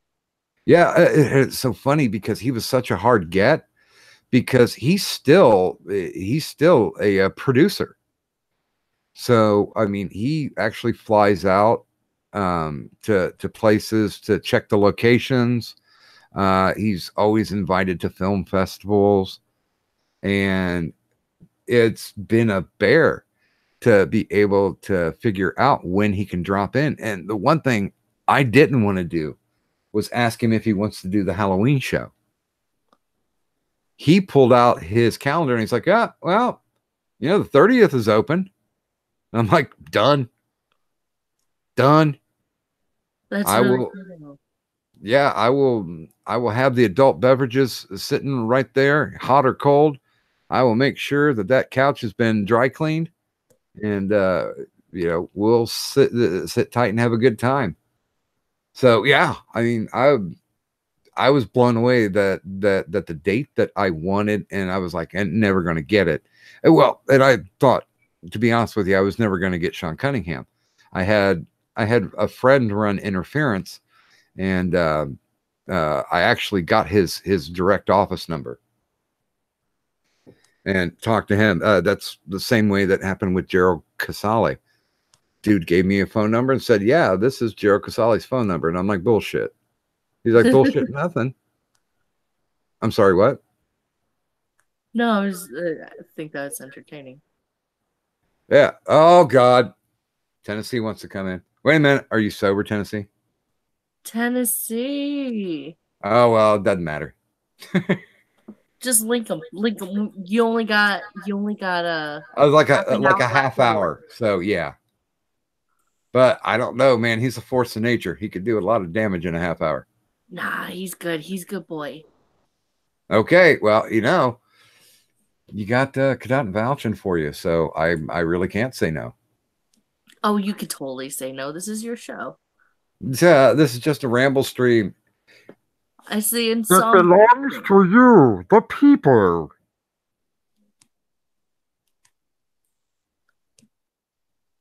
I don't do a very good Bane. Sorry. No, it's you gotta get a clap and then lower your voice. Who was it that I discovered that with? Because we were all talking about doing the Bane voice, and we were all like, they're using their hands, and I had a cup in front of me, and I just put it to my mouth like this, and they're like, oh, and they started using the cup. I'm like, there you go. You guys have deeper voices than I can, so you can do it. It's the only then do you have my permission to die. There it is. Hey, that was the one good thing from the hospital. They gave me this double insulated mug. Mm-hmm. And damn, does that thing keep the ice icy. It's so funny too, because anytime I'm in the hospital now, I'll go, okay, well, this worked out for us last time. So yeah, every time that I order a meal, because they've already got, like a jug of water. So I'm like, next time they order a meal, or next time that I order a meal, breakfast, lunch, and dinner, it doesn't count against your lunch menu or your dinner menu or your breakfast menu if you order an additional bottle of water. So, like if you're a coffee drinker, you can have your coffee and they'll still bring you a bottle of water. You can have a juice and you still get a bottle of water. So I literally had wifey bring in one of those canvas shopping bags. Yeah. Not like one of the little dinky ones, but the ones that would house enough that an old paper bag would. And depending on how long I'm in there, and usually the bastards keep me in about 5 to 7 days. Because not only are they concerned about strokes, but they also charge a shit ton of money by all the CTs and echocardiograms and you name it, they'll run me through it. Yep. And Hey, boys and girls, how well, are you doing? hello, It's Tennessee. Tennessee. I was just finishing up my story. Anyway, I would fill that bag with water bottles. I would fill them with water. Would not open them. Would not cap them. But the worst thing in the world was trying to take that bag out after the end of my stay because that motherfucker was heavy. But Tennessee, how are you this grand and fine morning?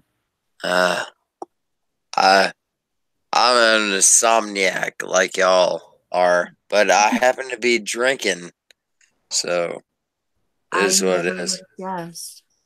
I can't believe it. Like I didn't know I was slurring until Kadunk told me I was. Yeah, you're kind of slurring there a little bit. Yeah, just a bit. You Um, having a good night though, Tennessee? Yeah, tad bit. How are y'all doing? Well, wait a minute. No, I'm still curious because certainly you just didn't sit on the porch and drink. You go out and do something tonight.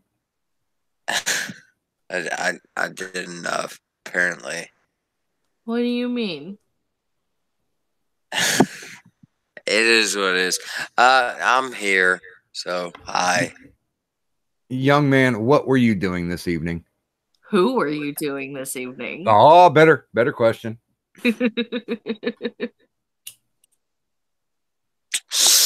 Well, I gotta admit,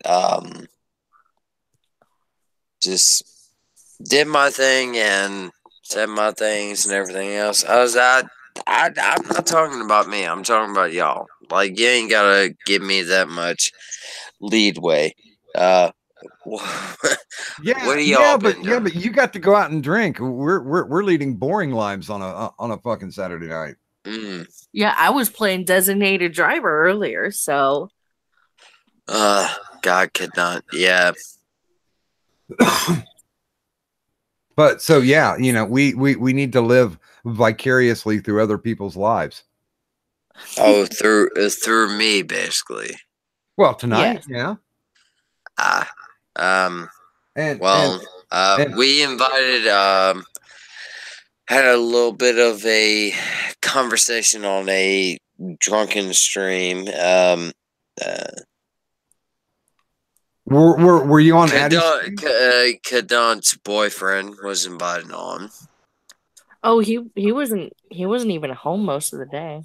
Yeah, I realized that. And by the way, Kadon, I tried to stick up for him as much as I could, but he was invited on.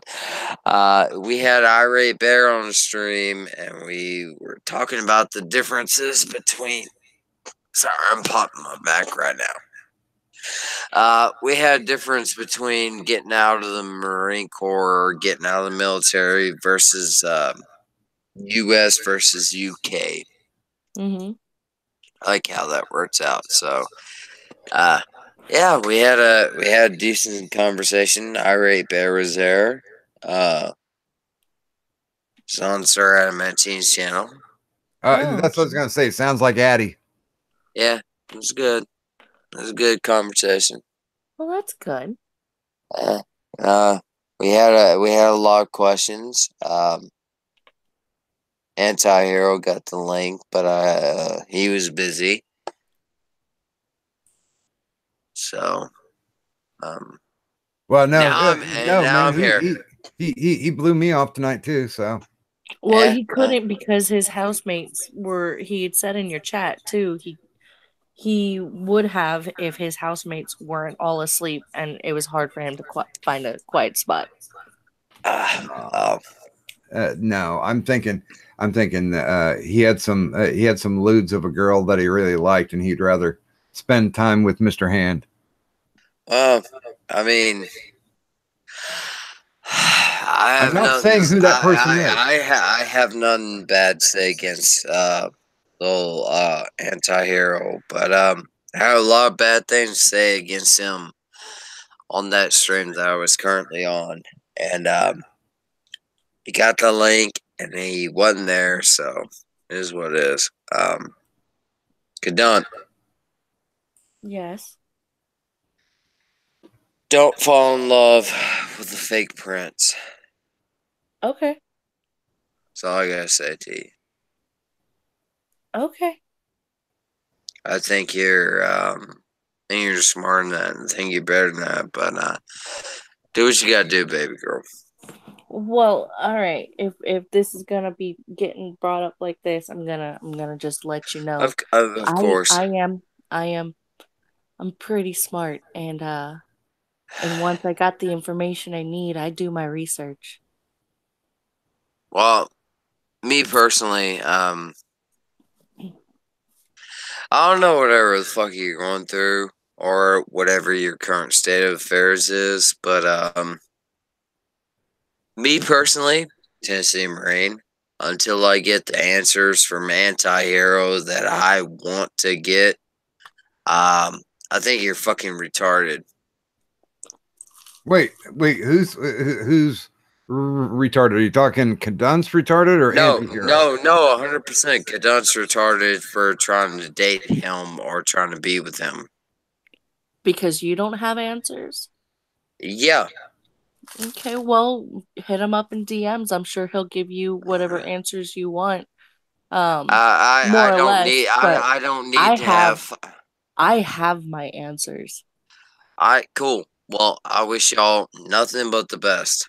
Well, no, Doc. Sincerely, I wish y'all nothing but the best. But as far as I'm concerned, I got a lot of questions about the little charity stream he ran, and about his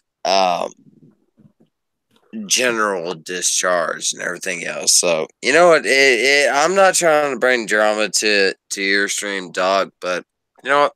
It is what it is. Have fun, gals. Well, no, man. I mean, here's the thing, man. No rings have been exchanged at this point. Yeah. She's got a good head on her shoulders. If she did have that information, and it was detrimental to the actual relationship, I'm positive in my head that the first thing she would do. Yeah. Kadana is a smart woman. She really is. But you know what? But I mean, we have the right to state an opinion, and she has every right to tell us to fuck off too. Well, I'm just gonna state this real quick. I got information, and then I did my research, and I want to put it as vaguely as that, but I did my research, so I just so happen to know things that other people would rather speculate upon. And if that's the case, then that's the case for them. But for me, I already have whatever answers that I need. I did my research. Well, I'll be honest. Okay, with you. well, I certainly don't know what the hell that you guys are actually talking about. No worries about it, Doc. Don't even. It's fun little drama. Remember? Yeah, exactly. Yeah, exactly. That's all it is. Yeah. Well, I mean, I got enough fucking respect for you, Kadon, and respect for Anti-Hero. I wish he was here. Be honest. The stream that I was just now on, he got invited onto. I sent him a link. He wasn't there. Is what it is.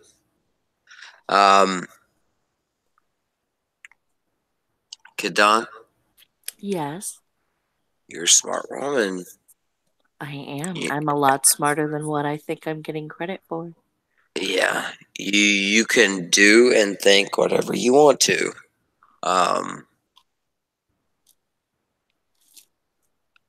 Do whatever it is in your heart to do.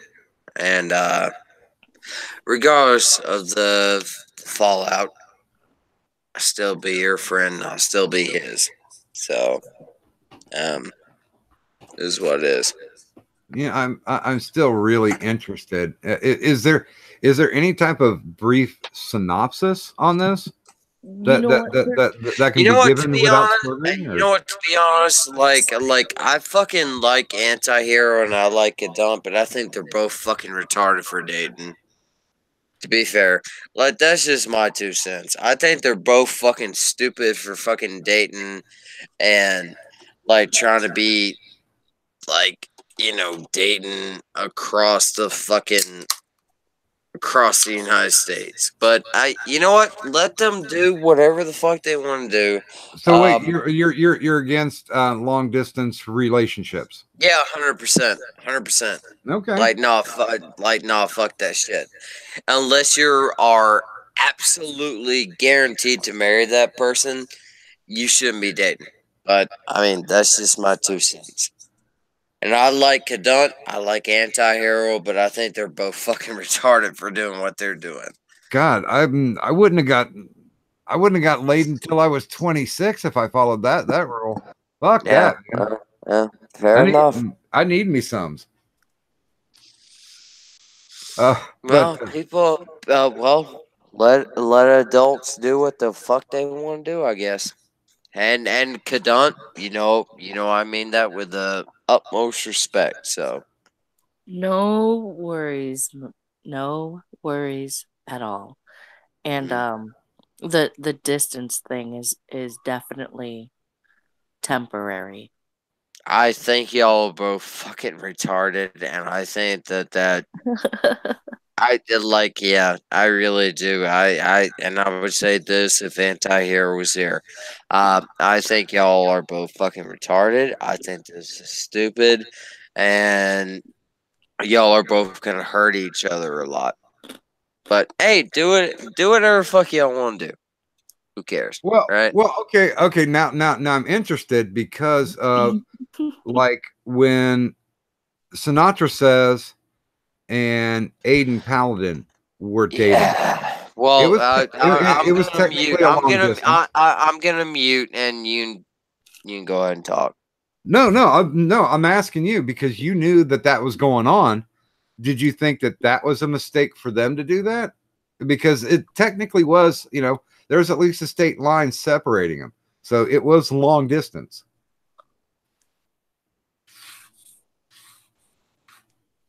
Come back to us, Tennessee. Tennessee, that was your question, unless you're taking a piss.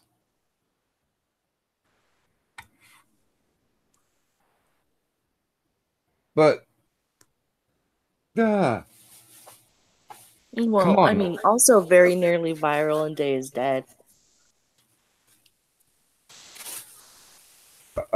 What? I'm sorry, I was pulling another box of tubes out because I'm No worries. But very nearly viral and Day is Dead is another long distance thing that's going on right now. Well, they're no longer not long distance, but that was another thing. Yeah, and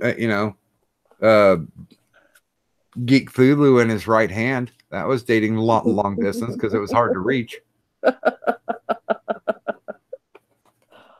Oh wait, did I just say that out loud? I don't give a fuck. You kind of did. Don't give a fuck. But yeah, I'm gonna throw it out there like this. I'm not planning on staying in California. Yeah, because I saw Escape from L.A. So once the actual quake happens, they're just going to seal it off and turn it into a prison. That'll work. Have you seen Escape from L.A.? I have, yes. Not a good film, not as good as Escape from New York, but yeah, I can't help it. There was a time before I was married, and if I wasn't boozing and carousing, I was collecting DVDs, and I actually got every single John Carpenter directed movie, and nice. Invariably I would plug in Escape from LA. Oh, wait a minute. Hey, Addie's in the chat. Addie, would you like to come in, please? We could get you know, we could get the daddy of that drunk stream on and get his take.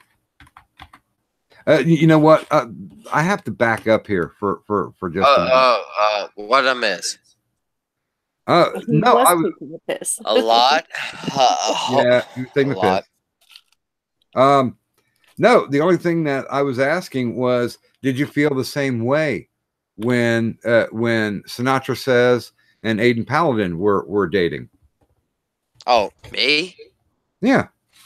Oh, well, Sinatra Says is one of the most honest fucking people I've ever met on this platform or any platform, to be honest. And whatever he's got to say or whatever his opinion is, to be fair, he's honestly not wrong most of the time.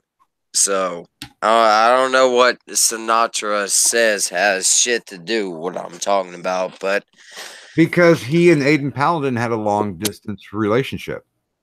okay, cool. They had a long distance relationship. I don't think they have one anymore, do they? No, not anymore. Yeah. What the fuck does Sinatra have to do is what with what I was talking about with Kadant. You mentioned long distance. Yeah, long distance, okay. Cool. That didn't apparently it didn't work out well for him. I don't think it's gonna work out for them.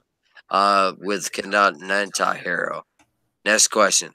Well, yeah, but if it doesn't work out, it doesn't work out, man. It's everything's all organic anyway. If it does, it does great. If it doesn't, I'm not sure that this is going to be an obstacle for them to be able to live the rest of their life. All right, fine. And besides, we're just spectators. That's not a wrong opinion take about everything, but Kadant, Yes. you're gonna get fucking hurt. This is not going to end well for you. You can say whatever the fuck you want to say, like, you know me. I'm not trying to kiss your ass. I'm not trying to be there to, I don't know, be a fucking cuck or whatever fuck. I'm simply trying to look out for my friend. Whatever the fuck Anti-Hero is doing or is involved with, it's gonna ultimately hurt you. To be honest. You can say whatever you want. I was gonna just ask, do you have certain information of which I am unaware? I mean, like, legitimate, like, actual, like, information. I tell you this much. I mean, he showed his receipt, right? Mm-hmm.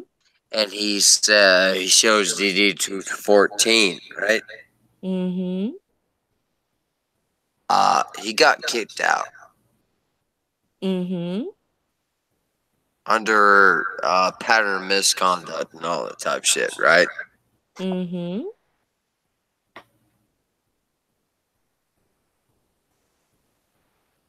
That's the guy you want to be with? I am not seeing the negative necessarily. Well, do you then, baby girl? Is what is. Well, because I mean, I mean, to be honest, man, like, I can't fucking help you, dude. Like, I wish Anti-Hero was here so I could fucking talk to him. I've already invited him to one live stream, but you know what, Kadant, I actually give a shit about you, but you know what? Go ahead. Put your hopes on this fucking guy and get hurt again. Go ahead. And call me an asshole for telling you such. No, that's your I'm not going to call you an asshole. You are trying to show me a semblance of care and concern.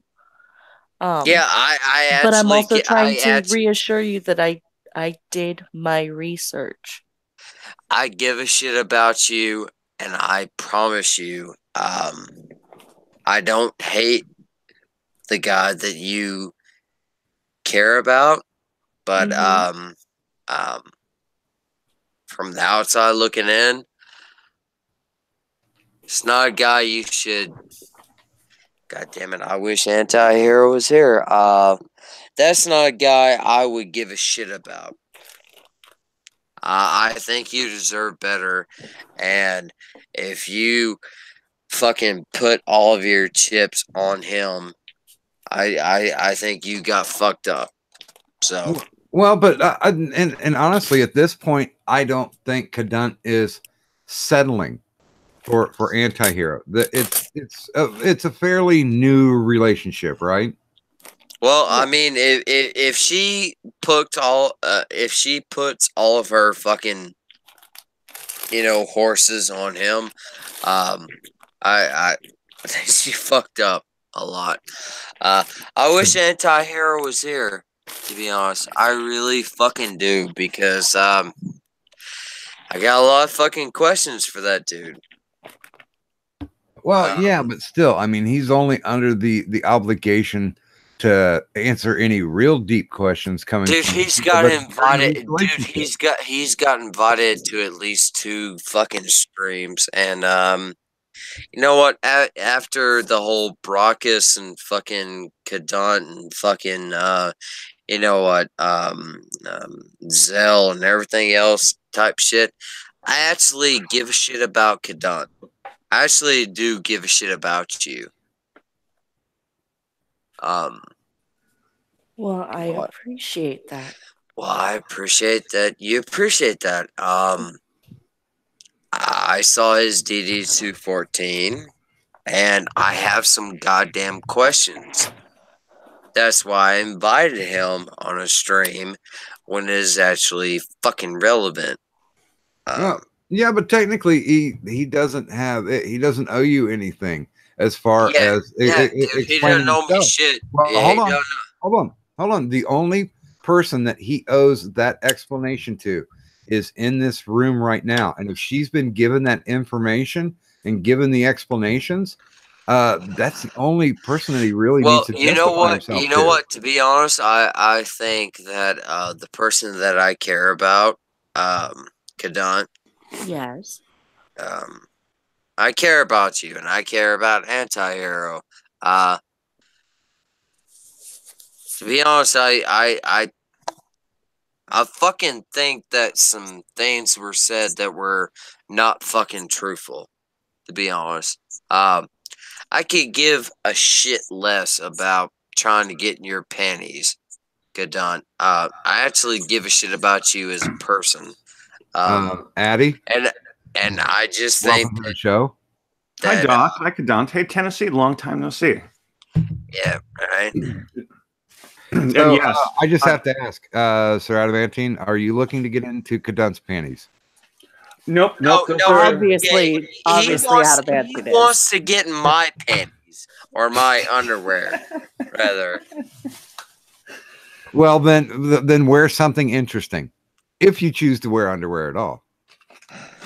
Well, right now I'm naked as a motherfucker, so.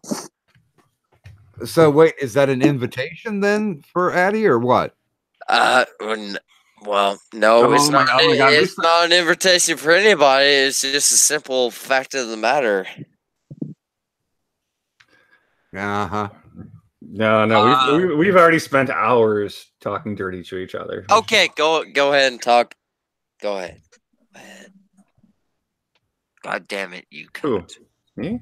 I you. I had nothing to say. I was just saying hi. Why'd you? All right, fine. All right, Cadunt, I fucking love you. All right, Cadunt, you still there? I am. I'm right here. Okay, I don't want to see you hurt. Okay, I gave the invite to the Anti-Hero in Sir Adamantine's stream.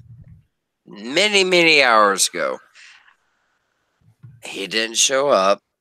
Is what it is. I'm not trying to dog on Anti-Hero, but from what it looks like. Technically. Well, I don't give a fuck. Well, if Anti-Hero to come up and actually join the live stream, I'm pretty sure he gets the goddamn link. Well, yeah, I sent it out, but he can't. I sent it out to him too to come on, but yeah, of course he can't answer or whatever. Well, I wasn't going to be asking him them questions. I mean, he just simply couldn't. Well, whatever, Doc. Here's the thing, Kadant. Yes. You're a good woman. You don't deserve to be another mistake to another fucked up person. Okay? You got me? Mm-hmm. Think whatever you like. I'm sure you have your opinion about all of this. But, it is what it is. I have some questions, and I do believe that they need answers. So, she's a good-hearted woman in love with a good time and man. no, like she don't he don't even deserve to be like brought up in Waylon Jennings type shit. Like, to be honest, Kadant, you keep on selling yourself short. To be honest, just stop. Just to be honest, like I don't even give a fuck. Stop selling your goddamn self short and stop being the badass bitch that you actually are, and stop caring about these people who are big time YouTubers or claim to be big time YouTubers, whatever. You're a good goddamn woman and you deserve a good goddamn man. So recognize that, pull your fucking panties up and be a boss ass bitch and run that shit. Okay. I'm done. Well, I think what we can take away from this is that that Tennessee only wants the best for Kadant. Right. Like but here's the thing. She's my friend. I care about her. Here's the thing. Only Kadant really knows what's best for Kadant. So while it's appreciated, they're under no obligation to define their relationship to anybody but themselves. Yeah, I'm pretty sure Kadant hates me right now. I do not hate you at all. I understand that you are concerned, and I appreciate that. I am trying to alleviate your concerns by allowing you to know and understand that whatever questions you may have, I had already had them, and I've already gotten my answers on top, and this was on top of having done my research. I know I play a dumb whore on the internet, but I swear that I'm not that stupid. Seriously? I really do. Like, Doc, if you go through some of my old Twitter photos, like, you'll see, like, tip pics and shit like that. Like, I don't post much serious stuff. This is like one of those songs, like, you deserve much better than me. Like,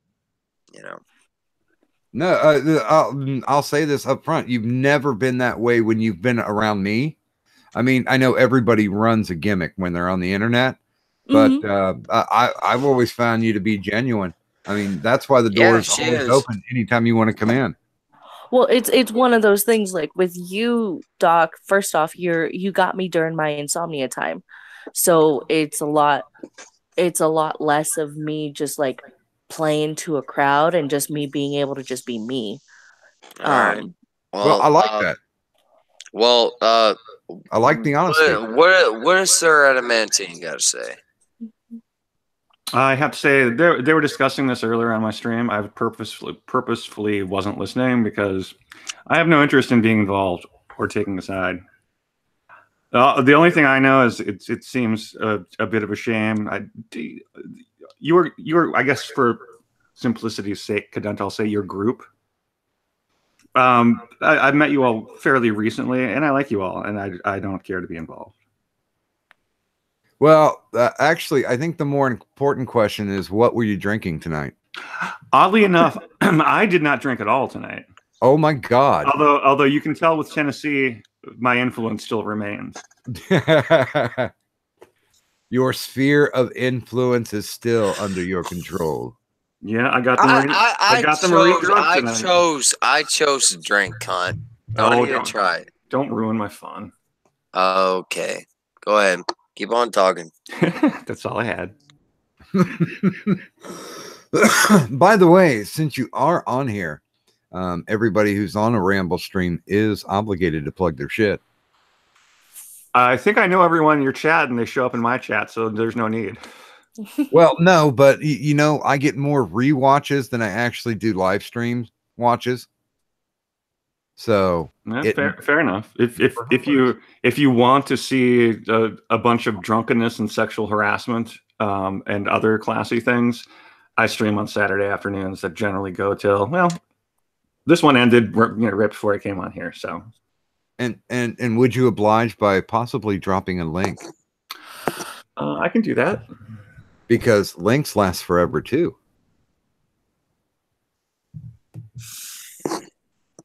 Yeah, I'm not. I honestly knew that Addy was up to no good because he was hanging out with Irate. Which I had both Irates tonight. Yeah, a bunch of old motherfuckers. Of course, there's going to be a degeneracy. Yeah, but it's in a good, clean Christian way.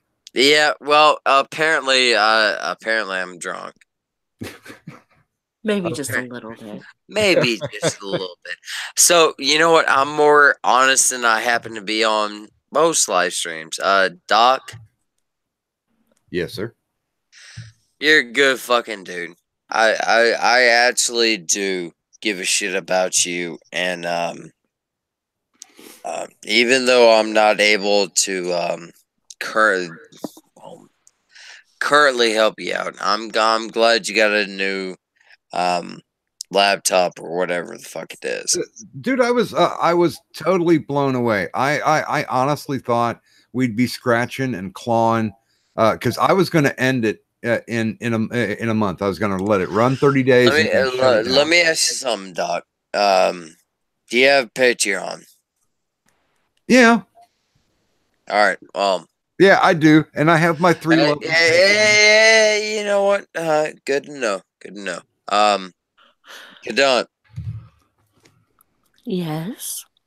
I actually give a shit about you. Like, for real. I mean, me and you might flirt a lot and everything else, but I actually do give a shit about you. And it is what it is.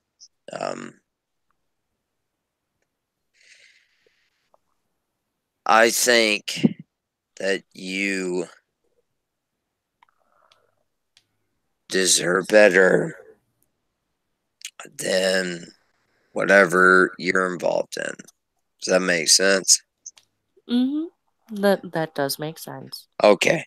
Well, I mean, by all means, do what you do. You're a grown-ass woman. Obviously, the person I'm talking about is not here right now, but I'm not trying to take his place by no means. But I'm simply trying to say, as a friend, you deserve much better. Okay? Okay. You can view that however you want to. You can think whatever the fuck you want to about that, but I am nothing but an honest person, and I'm honest right now. Doc has the best fucking live streams online when we all have insomnia. Kadent deserves much better than her current online boyfriend. And Sir Adamantine wishes he has my cock in his mouth. And that's just the truth about, the way it is. So, have fun. Share this out. Share it out. It is what it is. Well, and I think to just tie this all back to the current topics that are being discussed all the way across the internet. Do you actually think that Brett Kavanaugh actually did the dirty deed and sexually harassed Cadunt?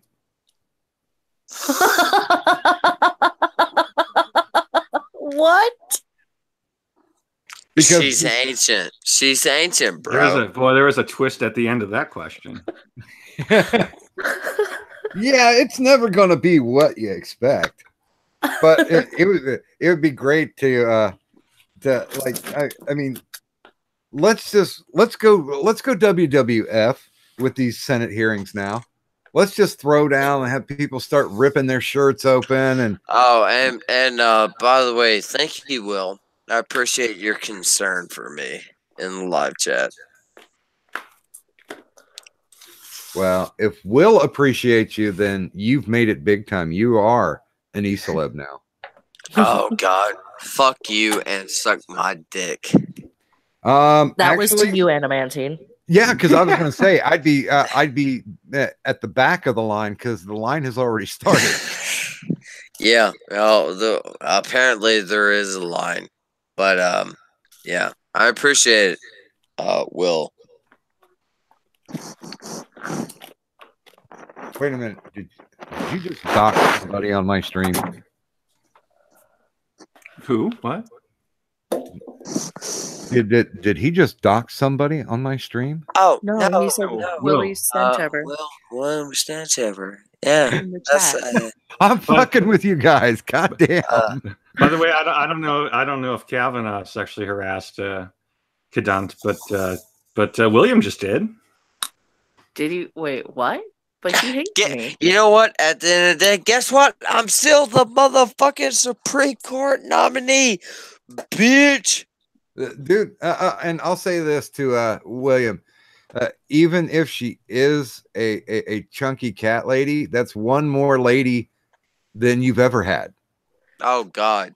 You know what, William? Will is trying to flirt with you so hard right now. Well, here, let me address William real quick because he asked me to say it. There we go. I said it. Yeah.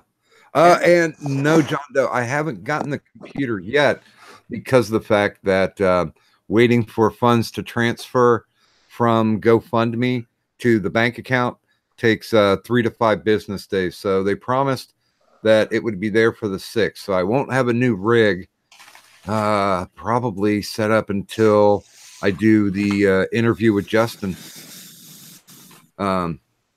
But yeah, I've got a couple in mind, and the worst part about it is I kind of started looking on eBay, and it's so unreliable. I found a couple of actually online computer stores that I'm going to buy straight from, and if they really want, if I really want to build, I can get it, but I'm going with something that's a little more off the shelves, got as many bells and whistles as possible, with the generosity of Bass Trap Kayla. She actually donated directly to my Streamlabs, so I've actually taken a couple of steps and bought a few of the peripherals to go with the computer. Like I got a webcam. I've also got an actual real mic rig coming in. This mic sounds good, but if I'm going to go pro, I might as well get everything around it. Also, most of the places don't sell a fucking keyboard or a decent mouse. So Doc, you're about to go legit, right? I'm not technically gonna face dox myself because I did. Oh no, I'll no, sure- no, no! God forbid, God forbid. The internet ain't ready for the fucking dox reveal. You know what I mean? Wait, Tennessee, you should have heard him singing earlier. I know this motherfucker. Like he needs to say some pussy for the rest of us. To be honest.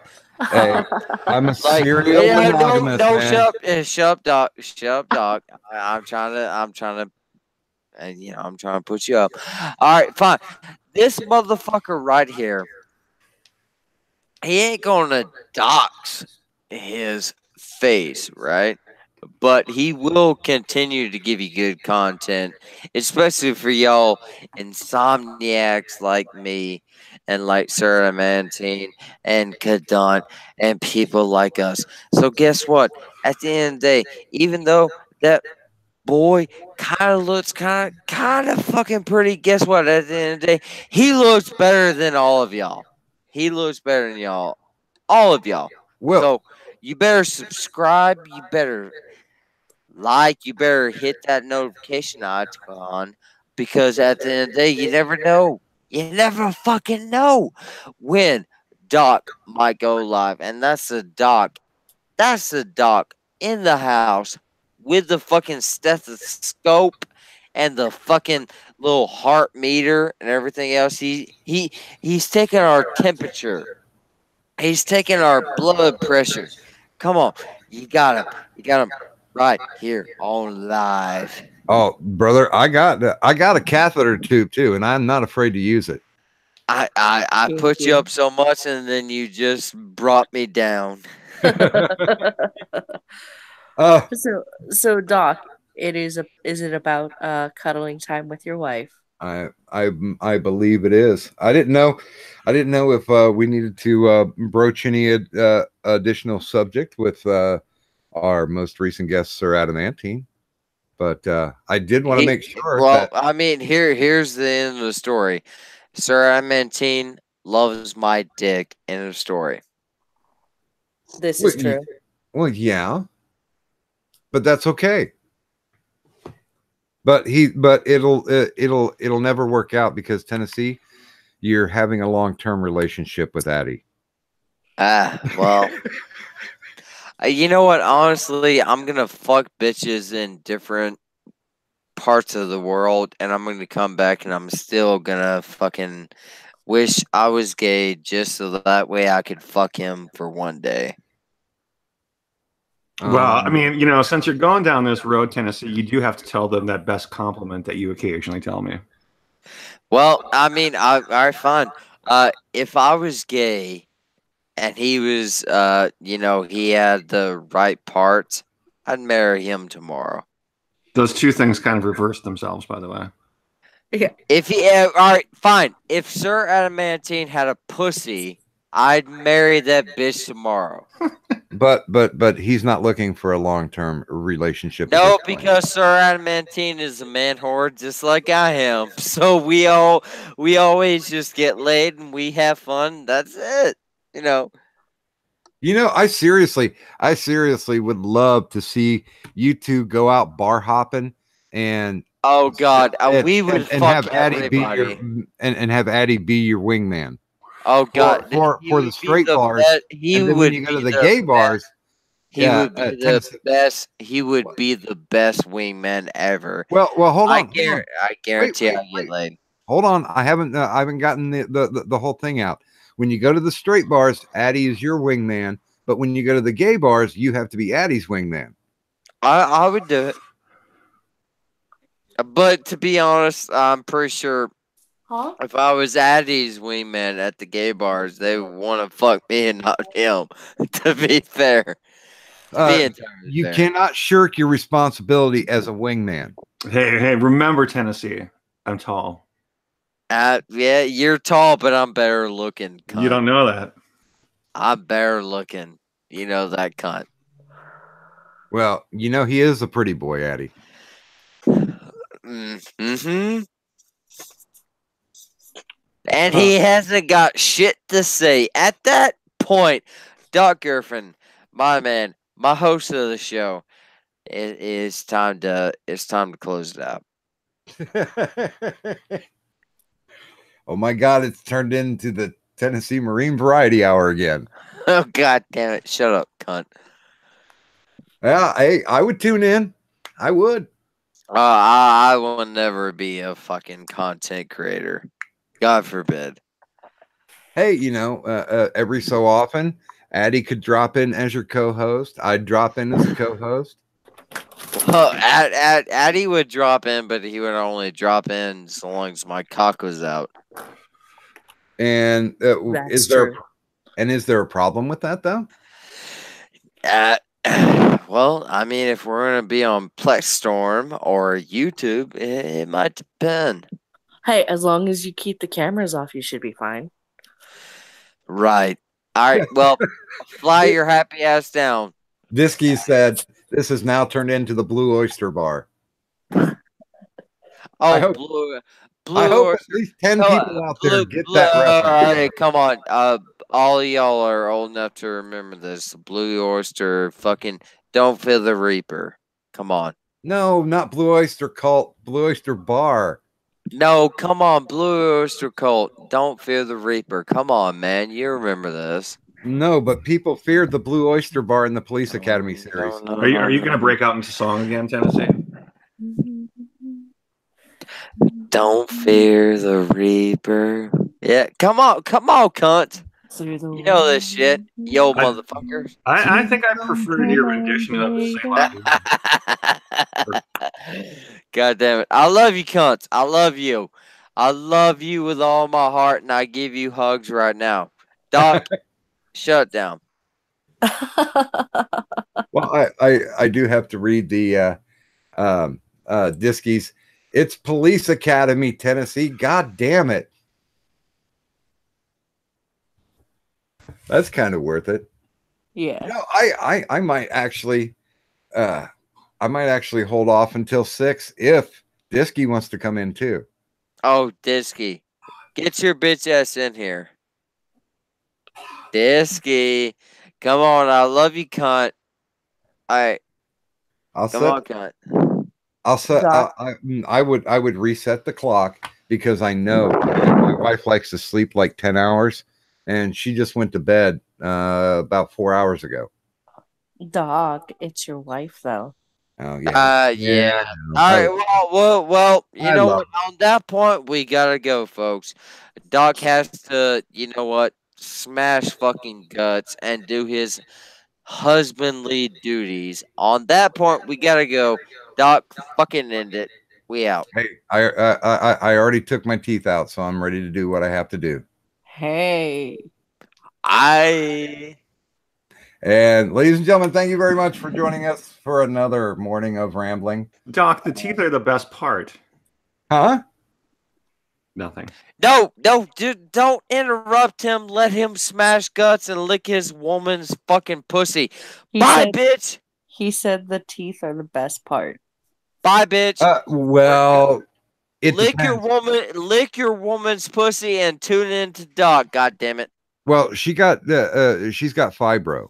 Oh, god damn it. That would have been the perfect outro. No. Lick your woman's pussy and listen to Doc. Boom. I don't know, Doc. All things being equal, I think we should keep going for a bit. No. Lick your woman's pussy and listen to Doc. Well, you guys missed the really good story yesterday about the farting, but that's the time that you end the live stream. Well, but I've already sent Disky the link. He said he was gonna go back to sleep. Oh no, he's got to take on the cadet relationship. So we are still live, aren't we? Oh God, yeah. Oh, we're still live. I got a stream to do in like 5 hours. Lick your woman's pussy and don't slap her unless she wants to get slapped on the ass. Boom. That's a perfect end. Good night, Joshua Janice. I would also like to give an opportunity for God plugs. damn it. Y'all are killing No, me. because that's how we finish this. Anybody who's brave enough or bored enough to come on this stream, They get- already gave plugs, dog. God damn it. I'm gonna be on Caffeinated or Die in about 5 hours. On the Help for the Guildless channel. And would you And mind I- dropping that link in? Sure, I will go ahead and go and grab that link. And I also do, of course, Not Safe for Wednesdays every Wednesday on Moonifest Destiny with Lo-Fi. Ooh, I'm gonna be their guest sometime soon. I know Lo-Fi and I have been trying to figure out when we want that because like we've been going through different things and we always plan shit so late. So I'm sorry. No, it has to be kind of late for me because I'm in the office that day. So technically, I wouldn't get home in time. Although I tend to skip out a lot. Addie, are you going to do a little Salt and Pepper to open up their sex show? Well, you know, they had a sex show a few weeks ago that I watched. It was the one about kinky stuff. Mm-hmm. And Lo-Fi asked me to come on, and I'm like, no, because I thought it was going to be really bad. But then I watched the whole thing. As I'm watching, I'm like, these people are so innocent. Wait a minute. Are you accusing them of vanilla? Yeah, a little bit. I'm going to throw it out there. Oh my. Now there's the real controversy for the night. Kadant, are you willing to confess that you're vanilla? Probably in comparison to adamantine. Oh fuck yeah. Wait, are you trying to say that her pussy tastes like vanilla ice cream? French vanilla. Ooh, Well, that's when you lick it, it becomes Yum. French. Twitch, bitch. Jesus. Jesus ain't gonna save us now. No, Jesus is about to make her come. Anyways, go ahead. Well, you know, that does make me think of an old church joke. Why are clouds white and sticky? It's because of the coming of the Lord. And with that, with that, we will go ahead and wind down for the evening. I'd like to thank everybody who stopped out. Water Jabbers, Antihero in Spirit, Kadant, of course, Sir Adamantine, and of course, your host of our show, Tennessee Marine. All right. Hey, boys, don't break hearts, break head, boys. And with that, we'll wish you all a good night.